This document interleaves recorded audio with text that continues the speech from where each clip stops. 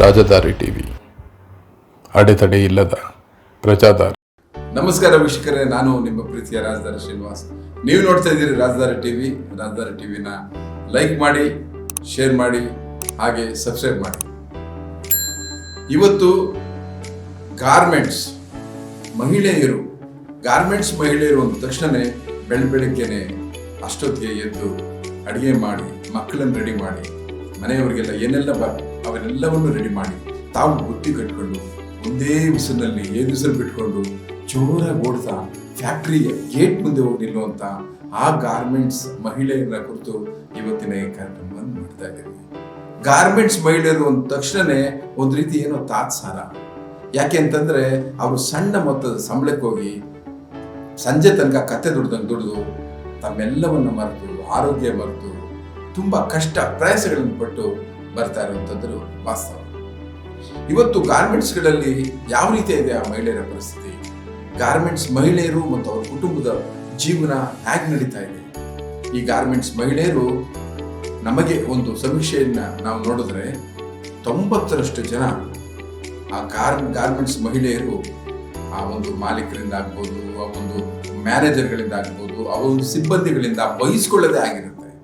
ವಿನಾಕಾರಣ ಬಯಸ್ಕೊಳ್ಳೋದು, ಪ್ರೊಡಕ್ಷನ್ ಕೊಟ್ಟಿಲ್ಲ, ಆ ಟೈಮಲ್ಲಿ ಬಂದಿಲ್ಲ ಅಂತ, ಸಮಯಕ್ಕೆ ಬಂದಿಲ್ಲ ಅಂತ. ಹಾಗೆ ಕೆಲವೊಂದು ಸಂದರ್ಭಗಳಲ್ಲಿ ಹೆಚ್ಚು ಟಾಯ್ಲೆಟ್ಗೆ ಹೋಗೋದಕ್ಕೆ ಬಿಡೋದಿಲ್ಲ. ಮಹಿಳೆಯರಿಗೆ ಆ ಟಾಯ್ಲೆಟ್ಗೆ ಹೋಗ್ಬಾರ್ದು ಅಂತ ಹೇಳುವಂಥ ಬೈಯುವಂಥದ್ದು, ಮತ್ತೆ ಕೆಟ್ಟದಾಗಿ ಅವ್ರ ಜೊತೆ ಬಿಹೇವ್ ಮಾಡೋವಂಥದ್ದು, ಲೈಂಗಿಕ ಶೋಷಣೆ ಮಾಡೋದು, ದೌರ್ಜನ್ಯಗಳನ್ನ ಮಾಡೋದು, ಇವೆಲ್ಲ ಮತ್ತೆ ದೈಹಿಕವಾಗಿ ಒಂದು ರೀತಿ ತೊಂದರೆನ ಕೊಡೋದು, ಹಲ್ಲೆ ಮಾಡೋದು, ಇವೆಲ್ಲವೂ ಒಂದು ಕಾಲದಲ್ಲಿ ಇತ್ತು. ಹಾಗೆ ಈಗಿನ ಕೂಡ ಅಲ್ಲಲ್ಲಿ ಪ್ರಕರಣಗಳನ್ನು ಕಾಣ್ತಾ ಇದ್ದೀವಿ.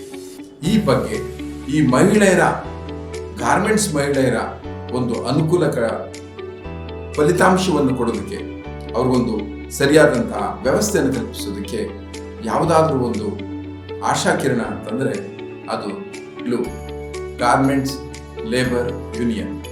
ಮಹಿಳೆಯರಿಗಾಗಿ ಸುರಕ್ಷತೆಗಾಗಿ ಕಟ್ಟಿಕೊಂಡಂತ ಒಂದು ಸಂಸ್ಥೆ. ಬನ್ನಿ ಆ ಗ್ಲೂ ಸಂಸ್ಥೆಯನ್ನ ಇವತ್ತು ನಾನು ನಿಮಗೆ ಪರಿಚಯಿಸ್ತೇನೆ.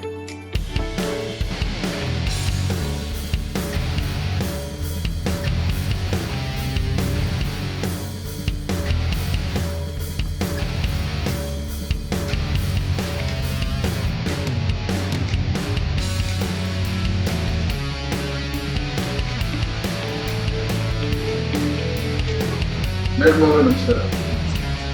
ನಿಮ್ಮ ಅಂದರೆ ಗಾರ್ಮೆಂಟ್ ಲೇಬರ್ ಯೂನಿಯನ್ ಏನು ಒಂದು ಮಾಡಿದೆ, ಏನೇನು ಇದು ಅಂದರೆ ಏನು?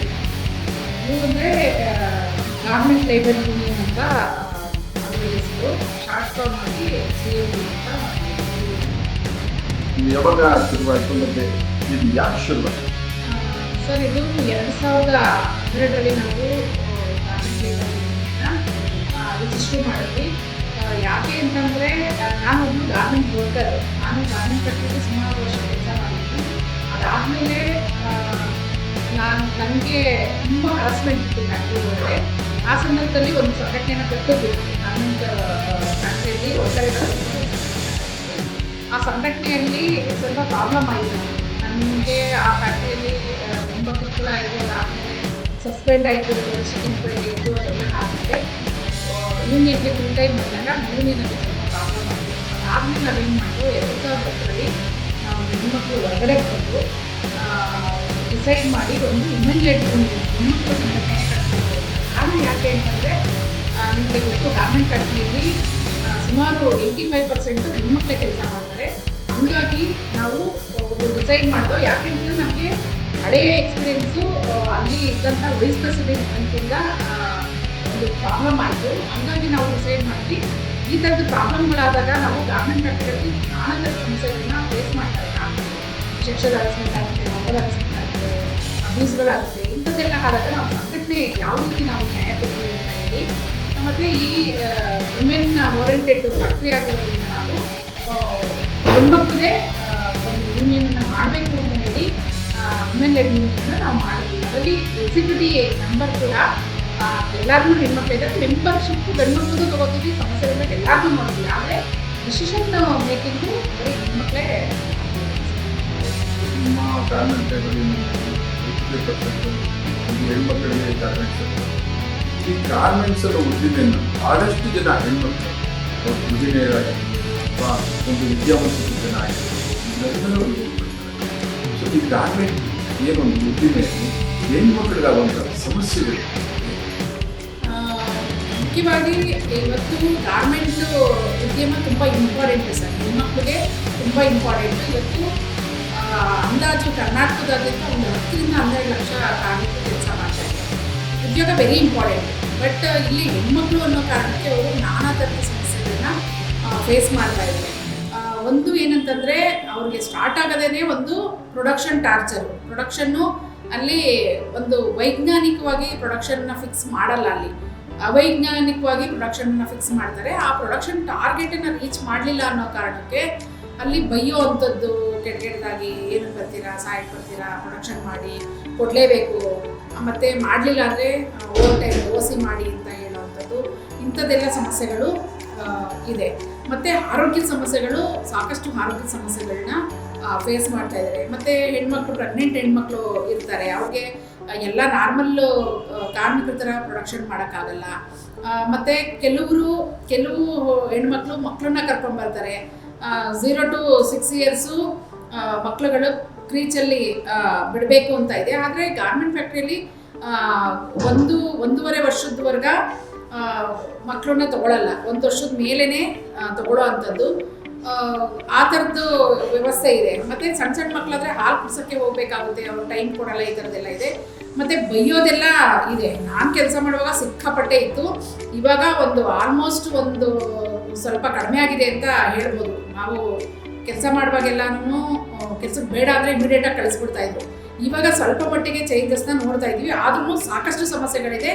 ಮೇಜರ್ ಆಗಿ ಗಾರ್ಮೆಂಟ್ ಫ್ಯಾಕ್ಟ್ರಿಯಲ್ಲಿ ನಾನು ಒಬ್ಬಳು ಮಹಿಳೆಯಾಗಿ ಹೇಳ್ತಾ ಇದ್ದೀನಿ, ಸೆಕ್ಷುವಲ್ ಹರಾಸ್ಮೆಂಟ್ ಅನ್ನೋವಂಥದ್ದು ಸಾಕಷ್ಟು ಇದೆ.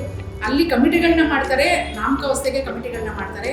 ಕಮಿಟಿಯಲ್ಲಿ ಕಂಪ್ಲೇಂಟ್ ಮಾಡಿದಂಥ ಹೆಣ್ಮಕ್ಳನ್ನ ಟಾರ್ಗೆಟ್ ಮಾಡುವಂಥದ್ದು, ಅವ್ರನ್ನ ಕೆಲಸದಿಂದ ತೆಗೆದುಹಾಕುವಂಥದ್ದು, ಅಥವಾ ಅವ್ರಿಗೆ ಬೇರೆ ಪುರುಷ ಮೇಲಧಿಕಾರಿಗಳಿಂದ ಕಿರುಕುಳನ ಕೊಡುವಂಥದ್ದು, ಅಥವಾ ಅಂಥ ಕಂಪ್ಲೇಂಟ್ ಕೊಟ್ಟಂಥ ಹೆಣ್ಮಕ್ಳನ್ನ ಓಪನ್ ಆಗಿ ಎಲ್ಲರ ಮುಂದೆನೂ ಇವಳು ಹಿಂಗೆ ಹೇಳ್ಬಿಟ್ಟಿದ್ದಾಳೆ, ಹಿಂಗೆ ಕೊಟ್ಬಿಟ್ಟಿದ್ದಾಳೆ, ಮತ್ತು ಅವಳೇ ಸರಿ ಇಲ್ವೇನೋ, ಆ ಮಹಿಳೆ ಕಂಪ್ಲೇಂಟ್ ಅವಳು ನೋವನ್ಭವಿಸಿ ಕೊನೆಗೆ ಏನಾಗಬೇಕು, ಕಂಪ್ಲೇಂಟ್ ಕೊಟ್ಟು ಅವ್ರಿಗೆ ಇನ್ನೊಂದಷ್ಟು ಜನಗಳಿಂದ, ಅಲ್ಲಿರುವಂಥ ಕಾರ್ಮಿಕರಿಂದ ಅಥವಾ ಬೇರೆ ಬೇರೆ ಸ್ಟಾಫ್ಗಳಿಂದ ಇನ್ನೊಂದಷ್ಟು ಸಮಸ್ಯೆಗಳನ್ನ ಆ ಹೆಣ್ಮಕ್ಳು ಅನುಭವಿಸ್ತಾರೆ. ಈಗ ಒಂದು ಮಹಿಳೆಗೆ ಒಂದು ಬದುಕು ಇವತ್ತು ದುಡಿಬೇಕಾದಾಗ ಗಂಡು ಹೆಣ್ಣು ಅನ್ನೋ ವ್ಯತ್ಯಾಸ ಇಲ್ಲ. ಬದುಕಿಗೆ ಇಬ್ಬರು ದುಡಿಬೇಕಾಗುತ್ತೆ, ಗಂಡನು ದುಡಿಬೋದು, ಹೆಣ್ಣನ್ನು ದುಡಿಬೋದು. ಸೊ ಇವತ್ತು ಹೆಣ್ಣು ವಿಧಿ ಇಲ್ಲದೆ ಗಂಡನ ಒಂದು ಆದಾಯ ತನ್ನ ಸಂಸಾರಕ್ಕೆ ಸಾಕಾಗಲ್ಲ ಅಂದಾಗ ಈ ಒಂದು ಉದ್ದಿಮೆಗೆ ಬರ್ತಾಳೆ. ಅವಳ ಕೆಲಸದ ಅವಧಿ ಎಷ್ಟು ಗಂಟೆಯಿಂದ ಎಷ್ಟು ಗಂಟೆ? ಸರ್, ಒಂದು ಫ್ಯಾಕ್ಟ್ರಿಯಲ್ಲಿ ನಿಮಗೆ ಗೊತ್ತಿರ್ಬೋದು, ಫ್ಯಾಕ್ಟ್ರಿ ಸೆಕ್ಟಲ್ಲಿ 8 ಗಂಟೆ ಕೆಲಸ ಅಂತ ಇದೆ. ಆದರೆ ಹೆಣ್ಣುಮಕ್ಕಳು ಇವತ್ತು ಕೆಲಸಕ್ಕೆ ಬರ್ತಾ ಇರುವಂಥ ಹೆಣ್ಮಕ್ಳು 70% ಸಿಂಗಲ್ ಹೆಡೆಡ್ ವುಮೆನ್ ಇದ್ದಾರೆ. ಮತ್ತು ನೀವು ಹೆಣ್ಮಕ್ಳು ಅಂದ ತಕ್ಷಣ ಏನು ಮಾಡ್ತಾರೆ, ಮನೆಯಲ್ಲಿ ನಮ್ಮ ಪುರುಷ ಪ್ರಧಾನ ವ್ಯವಸ್ಥೆಯಲ್ಲಿ ಮನೆಯಲ್ಲಿ ಗಂಡಸರು ಜವಾಬ್ದಾರಿಗಳು ತಗೊಳ್ಳಲ್ಲ. ಅಡುಗೆ ಮಾಡೋಕ್ಕೋ ಅಥವಾ ಬಟ್ಟೆ ವಾಶ್ ಮಾಡೋಕ್ಕೋ, ಪಾತ್ರೆ ತೊಳೆಯೋಕ್ಕೋ, ಕಸ ಹೊಡೆಯೋಕ್ಕೋ, ಅಥವಾ ಮಕ್ಳಿಗೆ ರೆಡಿ ಮಾಡೋದಿರ್ಬೋದು, ಮಕ್ಳಿಗೆ ಸ್ನಾನ ಮಾಡಿಸೋದಿರ್ಬೋದು, ಸ್ಕೂಲಿಗೆ ಕಳಿಸೋದಿರ್ಬೋದು, ಕೇರ್ ಮಾಡೋದಿರ್ಬೋದು, ಗಂಡು ಮಕ್ಕಳು ಯಾರೂ ತೊಗೊಳ್ಳಲ್ಲ. ನನಗೆ ಗೊತ್ತಿರೋ ಪ್ರಕಾರ 90% ತೊಗೊಳ್ಳಲ್ಲ. ಇವಾಗ ನಾವು ಗೃಹ ಕಾರ್ಮಿಕರನ್ನ ನಾವು ನೋಡಿದ್ದೀವಿ. ಗೃಹ ಕಾರ್ಮಿಕರು ಒಂದು ಮನೆಯಲ್ಲಿ ಹೋಗಿ ಕೆಲಸ ಮಾಡ್ತಾರೆ, ಅವರು ಸಂಬಳಕ್ಕೋಸ್ಕರ ಕೆಲಸ ಮಾಡ್ತಾರೆ.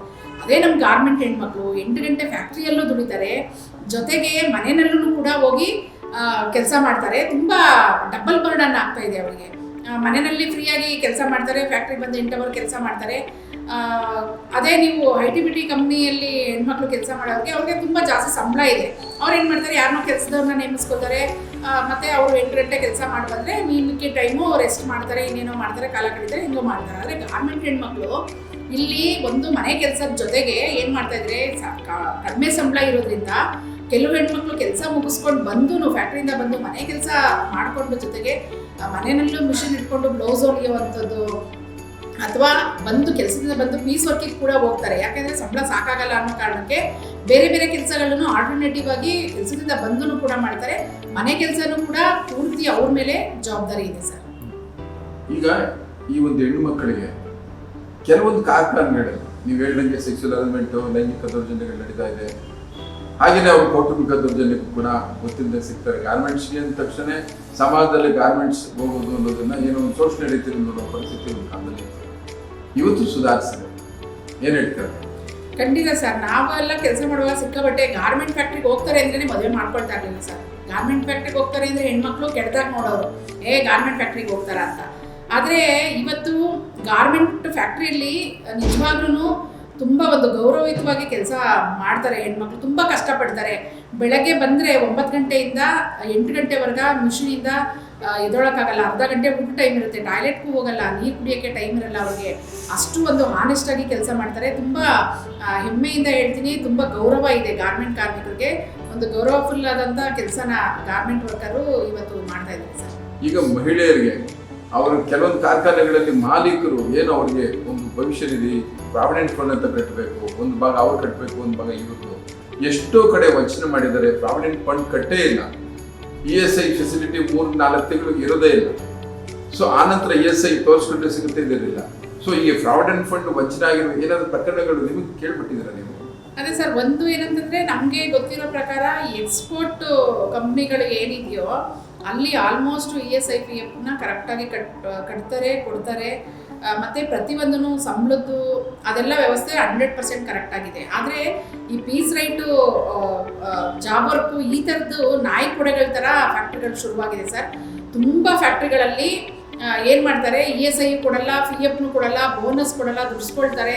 ಆಮೇಲೆ ಜೊತೆಗೆ ಕೆಲಸ ಏನು ಮಾಡಿಸ್ತಾರೆ, 3 ತಿಂಗಳು 4 ತಿಂಗಳು ಕೆಲಸ ಮಾಡಿದ್ರೆ ಆ ಫ್ಯಾಕ್ಟ್ರಿ ಕ್ಲೋಸ್ ಮಾಡ್ತಾರೆ. ಅವ್ರಿಗೆ 3 ತಿಂಗಳು 4 ತಿಂಗಳು ಕೆಲಸ ಮಾಡಿಸ್ಕೊಂಡಿದ್ದಾರೆ, ಸಂಬಳನೇ ಕೊಟ್ಟಿರಲ್ಲ, ಫ್ಯಾಕ್ಟ್ರಿ ಕ್ಲೋಸ್ ಮಾಡಿ ಮಿಷಿನ್ ಎತ್ಕೊಂಡು ಹೋಗ್ಬಿಡ್ತಾರೆ. ಆವಾಗ ಅವರು ನಮ್ಮ ಹೆಣ್ಮಕ್ಳು ಏನು ಮಾಡ್ತಾರೆ, 20,000 30,000 ಸಂಪಾದನೆ ಮಾಡೋದು ಪೀಸ್ ರೇಟಲ್ಲಿ ಅಂತ ಹೋಗ್ತಾರೆ. ಅಲ್ಲಿ ಅವರು ಸಂಬಳನೇ ಕೊಡದಿದ್ದಾಗ ತುಂಬ ಜನ ನಮ್ಮ ಹತ್ರ ಬರ್ತಾರೆ ಸರ್, ಸಂಬಳ ಕೊಟ್ಟಿಲ್ಲ ಅಂತ ಹೇಳಿ. ಮತ್ತು ESI PF ಕಟ್ಟಲ್ಲ, ಕೊಡಲ್ಲ. ಮತ್ತು ಇವರು ಪೀಸ್ ರೇಟಲ್ಲಿ ಕೆಲಸ ಮಾಡುವಾಗ ESI ಇದ್ದರೆ ಅಟ್ಲೀಸ್ಟ್ ಏನೋ ಒಂದು ಇನ್ಸಿಡೆಂಟ್ ಆದಾಗ ಅಲ್ಲಿಗೆ ಹೋಗಿ ತೋರಿಸ್ಕೊಳ್ಬೋದು. PF ಇದ್ದಾಗ ಅವ್ರಿಗೆ ಬೆನಿಫಿಟ್ ಬರುತ್ತೆ, ಕೆಲಸ ಬಿಟ್ಟಾಗ ಒಂದು ಭದ್ರತೆ ಇರುತ್ತೆ. ಈ ಪೀಸ್ ವರ್ಕ್ ಮಾಡೋರಿಗೆ ಯಾವುದೇ ಭದ್ರತೆ ಇಲ್ಲ. ಆದರೆ ಎಕ್ಸ್ಪೋರ್ಟಲ್ಲಿ 100% ಎಲ್ಲಾನು ಸಿಗ್ತಾ ಇದೆ ಸರ್. ಆಯ್ತು. ಈಗ ಮಾನಸಿಕ ಖಿನ್ನತೆ ಅಂತ ಇದೆ, ಡಿಪ್ರೆಷನ್. ಈ ಮಾನಸಿಕ ಖಿನ್ನತೆ ಯಾಕೆ ಅಂದ್ರೆ ಇಲ್ಲಿ ನಿರಂತರವಾಗಿ ಹೆಣ್ಣು ದುಡಿತಾ ಇದ್ದಾಳೆ. ಒಂದು ಕೌಟುಂಬಿಕವಾಗಿ ತನ್ನೆಲ್ಲ ಹೆಣ್ಣಾಗಿ, ಒಂದು ಗೃಹಿಣಿಯಾಗಿ, ಒಂದು ಮನೆಯಾಗಿ ಎಲ್ಲವನ್ನ ಆಕೆ ನೋಡ್ಕೊಳ್ಬೇಕು. ಹಾಗೇನೆ ತನ್ನ ಬದುಕಿನ ಒಂದು ವೃತ್ತಿ ಅಂತ ಏನು ತಗೊಂಡಿದ್ದಾರೆ ಗಾರ್ಮೆಂಟ್ಸ್, ಅಲ್ಲೂ ಕೂಡ ಆಕೆ ಹೆಣ್ಣು ದುಡಿಬೇಕು. ಇವೆರಡಕ್ಕೂ ನಿರಂತರವಾಗಿ ತನ್ನನ್ನು ತಾನು ಮುಗಿಸ್ಕೊಳ್ಳೋದ್ರಿಂದ ಮಾನಸಿಕವಾಗಿ ಅವಳಿಗೆ ಏನು ಶಾಂತಿ ಆಗಲಿ, ಒಂದು ಮನೋರಂಜನೆ ಆಗಲಿ ಏನು ಸಿಗೋದಿಲ್ಲ. ಇದರಿಂದ ಆಕೆಗೆ ಮಾನಸಿಕ ಖಿನ್ನತೆ ಸಿಗೋದು ಸಣ್ಣ ಸಂಬಳ. ಈ ಡಿಪ್ರೆಷನ್ ಸಿಕ್ಕಿರುವಂಥ ಎಷ್ಟೋ ಜನ ನಾವು ಈ ಸಮಾಜದಲ್ಲಿ ನೋಡ್ತಿದ್ದಂಗೆ ಒಂದು ಆತ್ಮಹತ್ಯೆ ಆಗಿರ್ಬೋದು, ಅಥವಾ ಅವ್ರಿಗೆ ಬುದ್ಧಿಭ್ರಮೆ ಆಗಿರ್ಬೋದು, ರೋಗ ಆಗಿರ್ಬೋದು, ಈ ರೀತಿ ಪೀಡಿತರಾಗ್ತಾ ಇದ್ದಾರೆ. ಖಂಡಿತ ಸರ್. ಒಂದು ಏನಂದರೆ, ಒಂದು ರಿಪೋರ್ಟು ಹೇಳುತ್ತೆ, ಅನಿಮಿಕ್ಕಿಂದ ತುಂಬ ಜನ ಬಳಲ್ತಾ ಇದ್ದಾರೆ. ಸಂಬಳ ಕಡಿಮೆ ಇರೋದ್ರಿಂದ ಏನು ಮಾಡ್ತಾರೆ, ಮಕ್ಕಳಿಗೆ ಮನೆಯಲ್ಲಿ ಇರೋರಿಗೆ ಆರೈಕೆ ಮಾಡ್ತಾರೆ, ಅವರು ಹೆಣ್ಮಕ್ಳು ಆರೈಕೆ ಮಾಡ್ಕೊಳ್ಳಲ್ಲ. ನೋಡಿ, ಹುಷಾರಿಲ್ಲ ಅಂತಂದರೆ ಫ್ಯಾಮಿಲಿಯವ್ರನ್ನ ಹಾಸ್ಪಿಟ್ಲ್ ಕರ್ಕೊಂಡು ಹೋಗ್ತಾರೆ. ಅದೇ ಅವ್ರಿಗೆ ಹುಷಾರಿಲ್ಲ ಅಂದರೆ ಮೆಡಿಕಲ್ ಸ್ಟೋರಲ್ಲಿ ಮಾತ್ರೆ ತಂದು ಉಣ್ತಾರೆ. ಮತ್ತು ಎಂಥ ಒತ್ತಡ ಇದ್ರೂ ಅವ್ರು ಸಹಿಸ್ಕೋತಾರೆ.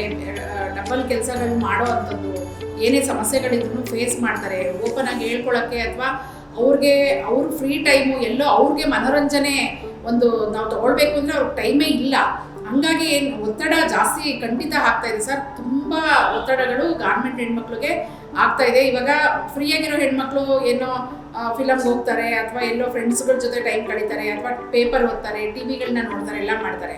ಆದರೆ ಗಾರ್ಮೆಂಟ್ ಹೆಣ್ಮಕ್ಳಿಗೆ ಆ ಥರದ್ದು ತುಂಬ ಜನಕ್ಕೆ ಇಲ್ಲ. ತುಂಬ ಜನ ಟೈಮ್ ಸಿಕ್ಕಿದ್ರೆ ಸಾಕು, ಒಂದಷ್ಟು ಏನೋ ಬೇರೆ ಕೆಲಸ ಮಾಡೋಣ ಆ ಥರದ್ದೇ ನೋಡ್ತಾರೆ. ಅವ್ರಿಗೋಸ್ಕರ ಅವ್ರು ಟೈಮು ಇಟ್ಕೊಳ್ಳೋದೇ ಇಲ್ಲ. ಗಾರ್ಮೆಂಟ್ ಹೆಣ್ಮಕ್ಳು ಅವ್ರಿಗೆ ಟೈಮೇ ಕೊಟ್ಕೊಳ್ದೇ ಇರೋದ್ರಿಂದ ತುಂಬ ಒತ್ತಡಕ್ಕೆ ಒಳಗಾಗ್ತಾ ಇರೋದು ನಿಜ ಸರ್. ಇವತ್ತೇ ನಿಮ್ಮ ಬ್ಲೂ ಗಾರ್ಮೆಂಟ್ಸ್ ಲೇಬರ್ ಯೂನಿಯನ್ ಎಷ್ಟೋ ಜನ ಈ ರೀತಿಯ ನಾನಾ ಸಮಸ್ಯೆಗಳನ್ನ ಹೊತ್ಕೊಂಡು ನಿಮ್ಮ ಹತ್ರ ಪರಿಹಾರಕ್ಕೆ ಅಂತ ಬಂದಂತ ಎಷ್ಟೋ ಜನರಿಗೆ ಒಂದು ಔಷಧಿಯ ಕೆಲಸ ಮಾಡಿದೆ ಅಂತ ನಿಮ್ಗೆ ಅನ್ಸುತ್ತಾ? ಖಂಡಿತ ಸರ್, ಖಂಡಿತ. ಯಾಕೆ ಅಂತಂದರೆ ನಾನು ಒಬ್ಬಳು ಕಾರ್ಮಿಕಳಾಗಿ ನಮ್ಮ ಉದ್ದೇಶನೇ ಅದು.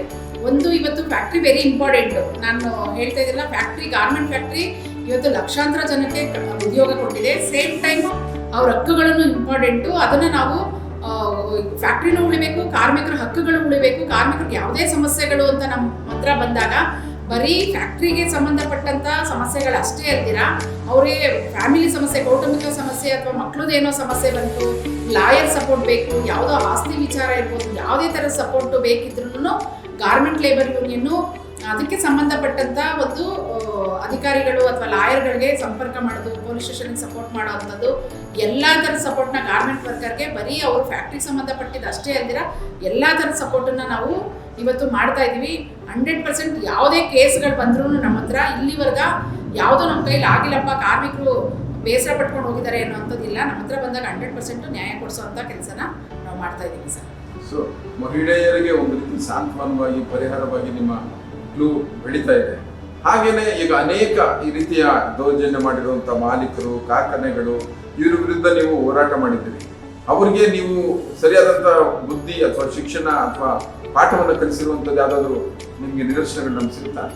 ಖಂಡಿತ ಸರ್. ಒಂದು ಏನಂತಂದ್ರೆ, ನಾನು ಅವಾಗಲೇ ಹೇಳ್ದಂಗೆ ಹಿಂದೆ ಎಲ್ಲ ಕೆಲ್ಸಕ್ಕೆ ಬೇಡ ಅಂದ್ರೇ ಮನೆ ಕಳಿಸ್ತಿದ್ರು. ಇವತ್ತು ನಮ್ಮ ಕಾರ್ಮಿಕರು ಯೂನಿಯನ್ನಿಂದ ಅವೇರ್ನೆಸ್ ಬಂದು ಏನು ಮಾಡ್ತಾ ಇದ್ದಾರೆ, ಇವತ್ತು ಕೆಲ್ಸಕ್ಕೆ ಬೇಡ ಅಂದರೆ ಯಾಕೆ ಬೇಡ ರೈಟಿಂಗಲ್ಲಿ ಕೊಡಿ ಅಂತ ಕೇಳೋ ಅಂಥದ್ದು ಇದೆ. ಸುಮಾರು ಫ್ಯಾಕ್ಟ್ರಿಗಳಲ್ಲಿ ಪ್ರಾಬ್ಲಮ್ ಆದಾಗ ಮ್ಯಾನೇಜ್ಮೆಂಟ್ ಇವತ್ತು ನಮ್ಮ ಹತ್ರ ಬಂದು ಕೂತ್ಕೊಂಡು ಮಾತಾಡ್ತಾರೆ. ಯಾವುದೇ ಸಮಸ್ಯೆಗಳಿದ್ರು ಇವತ್ತು ಮಾಲೀಕರು ಬಂಡವಾಳ ಹಾಕಿರ್ತಾರೆ, ಅವ್ರು ಎಲ್ಲೋ ಇರ್ತಾರೆ, ಅವ್ರಿಗೆ ಗೊತ್ತಿರಲ್ಲ. ಅವರು ಯಾರು ಮೇಲಧಿಕಾರಿಗಳು ಇರ್ತಾರೆ ಅವ್ರಿಗೆ ಹರಾಸ್ಮೆಂಟ್ ಮಾಡಿ ಅಂತ ಮಾಲೀಕರು ಯಾರು ಹೇಳಿರಲ್ಲ. ಆದರೆ ಏನು ಮಾಡ್ತಾರೆ, ಫ್ಲೋರ್ ಇನ್ಚಾರ್ಜ್ಗಳು ಬೇರೆ ಬೇರೆ ಫ್ಲೋರಲ್ಲಿ ಕೆಲಸ ಮಾಡೋವಂಥವ್ರೆ, ಅವ್ರಿಗೆ ಸರಿಯಾದಂಥ ಮಾರ್ಗದರ್ಶನ ಇರಲ್ಲ. ಅಧಿಕಾರ ಸಿಕ್ಕಿದೆ ಅಂತ ಹೇಳಿ ಅವ್ರೇನು ಮಾಡ್ತಾರೆ, ಅವ್ರಿಗಿನ್ನ ಕೆಳಗಡೆ ಯಾರು ಕೆಲಸ ಮಾಡ್ತಾರೆ ಅವ್ರ ಮೇಲೆ ಒಂದು ಒತ್ತಡಗಳನ್ನ ಹಾಕುವಂಥದ್ದು, ಬೈಯುವಂಥದ್ದು, ಆ ಥರದನ್ನ ಮಾಡ್ತಾರೆ.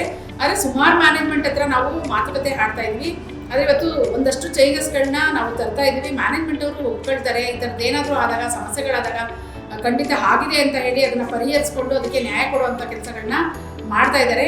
100% ಎಲ್ಲರೂ ಒಂದು ಅರ್ಥ ಮಾಡ್ಕೋಬೇಕಾಗುತ್ತೆ. ಪರಸ್ಪರ ಅರ್ಥ ಮಾಡ್ಕೊಂಡಾಗ ಒಂದು ಗೌರವ ಕೊಡಬೇಕು, ಪರಸ್ಪರ ಗೌರವ ಕೊಡಬೇಕು ಅಂತ ಬಂದಾಗ ಆ ಥರದ ಒಂದು ಅಂಡರ್ಸ್ಟ್ಯಾಂಡಿಂಗ್ ಬಂದರೆ ಯಾರನ್ನೂ ಶೋಷಣೆ ಮಾಡೋಕ್ಕೆ ಆಗಲ್ಲ. ಆದರೆ ಇಲ್ಲಿ ಮಿಡಲ್ ಮ್ಯಾನೇಜ್ಮೆಂಟು ಅವ್ರಿಗೆ ಒಂದು ಅವೇರ್ನೆಸ್ ಇಲ್ಲದಿರೋ ಕಾರಣ ಅದನ್ನು ಮಾಡ್ತಾ ಇದ್ದಾರೆ. ಆದರೆ ಟಾಪ್ ಮ್ಯಾನೇಜ್ಮೆಂಟ್ ಲೆವೆಲಲ್ಲಿ ಹೋದಾಗ ಅದು ಸಾಕಷ್ಟು ಬದಲಾವಣೆಗಳನ್ನ ನಾವು ನೋಡ್ತಾ ಇದ್ದೀವಿ ಸರ್. ಈಗ ಒಂದು ಗಾರ್ಮೆಂಟ್ಸ್ ಅಂದರೆ ಅಲ್ಲಿ ಒಂದು ಕಟ್ಟಿಂಗ್ ಸೆಕ್ಷನ್ ಇರುತ್ತೆ, ಒಂದು ಐರನ್ ಸೆಕ್ಷನ್ ಇರುತ್ತೆ, ಒಂದು ಟೈಲರಿಂಗ್ ಸೆಕ್ಷನ್ ಇರುತ್ತೆ, ಒಂದು ಟೆಕ್ಸ್ಟೈಲ್ ಸೆಕ್ಷನ್ ಇರುತ್ತೆ. ಈಗ ನಾನಾ ಸೆಕ್ಷನಲ್ಲಿ ಕೆಲಸ ಮಾಡುವಂಥ ಸಾವಿರಾರು ಜನ ಒಂದೇ ಕಡೆ ಕೆಲಸ ಮಾಡುವಂಥ ಒಂದು ಘಟಕ ಅಂದರೆ ಅದು ಗಾರ್ಮೆಂಟ್ಸ್.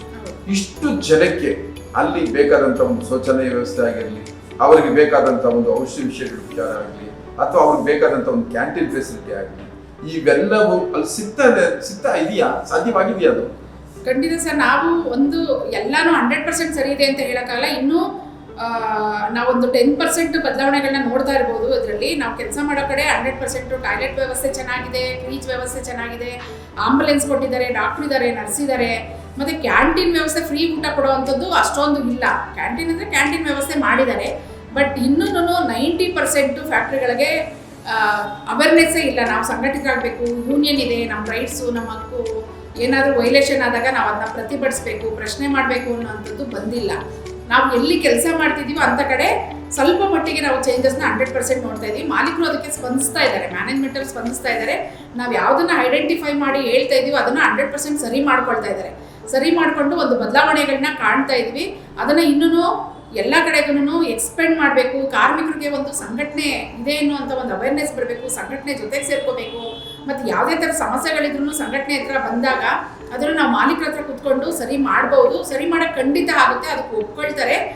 ಸಾಕಷ್ಟು ಬದಲಾವಣೆಗಳು ಆಗಬೇಕಾಗಿದೆ. ಆದರೆ ಚೇಂಜಸ್ನ ನಾವು ನೋಡ್ತಾ ಇದ್ದೀವಿ, ಖಂಡಿತ ನೋಡ್ತಾ ಇದ್ದೀವಿ. ಈಗ ಯೂನಿಯನ್ ಅಂದರೆ ಇವತ್ತು ಮಾಲೀಕರು ಅದನ್ನು ಹೇಟ್ ಮಾಡ್ತಾರೆ, ದ್ವೇಷ ಮಾಡ್ತಾರೆ. ಯೂನಿಯನ್ ಅನ್ನೋದೇ ಬೇಡ, ಇನ್ನಿಲ್ಲದ ಸಮಸ್ಯೆಗಳನ್ನು ಸೃಷ್ಟಿ ಮಾಡ್ತಾರೆ, ಇನ್ನಿಲ್ಲದ ಬೇಡಿಕೆಗಳನ್ನ ಮಾಡ್ತಾರೆ. ಅದಕ್ಕೋಸ್ಕರ ಲಾಕ್ಡೌನ್ ಬೇಕಾದ್ರೆ ಮಾಡ್ತೀವಿ, ಯೂನಿಯನ್ ಮಾಡಬೇಡಿ ಅಂತ ಹೇಳ್ತಾರೆ. ಈಗ ಯೂನಿಯನ್ ನಿಮಗೆ ಎಷ್ಟು ಅನಿವಾರ್ಯ ಆಗುತ್ತೆ ಕಾರ್ಮಿಕರಿಗೆ? ಖಂಡಿತ ಸರ್, ಯೂನಿಯನ್ನು ತುಂಬ ಇಂಪಾರ್ಟೆಂಟು. ಒಂದು ಏನಂತಂದರೆ, ಒಂದು ಕಾರ್ಮಿಕರು ಮತ್ತು ಮಾಲೀಕರು ಎರಡು ತಕ್ಕಡಿ ಇದ್ದಂಗೆ. ಮಾಲೀಕರು ಎಷ್ಟು ಇಂಪಾರ್ಟೆಂಟು, ಕಾರ್ಮಿಕರಿಲ್ಲ ಅಂದರೆ ಫ್ಯಾಕ್ಟ್ರಿಗಳು ನಡೆಯಲ್ಲ.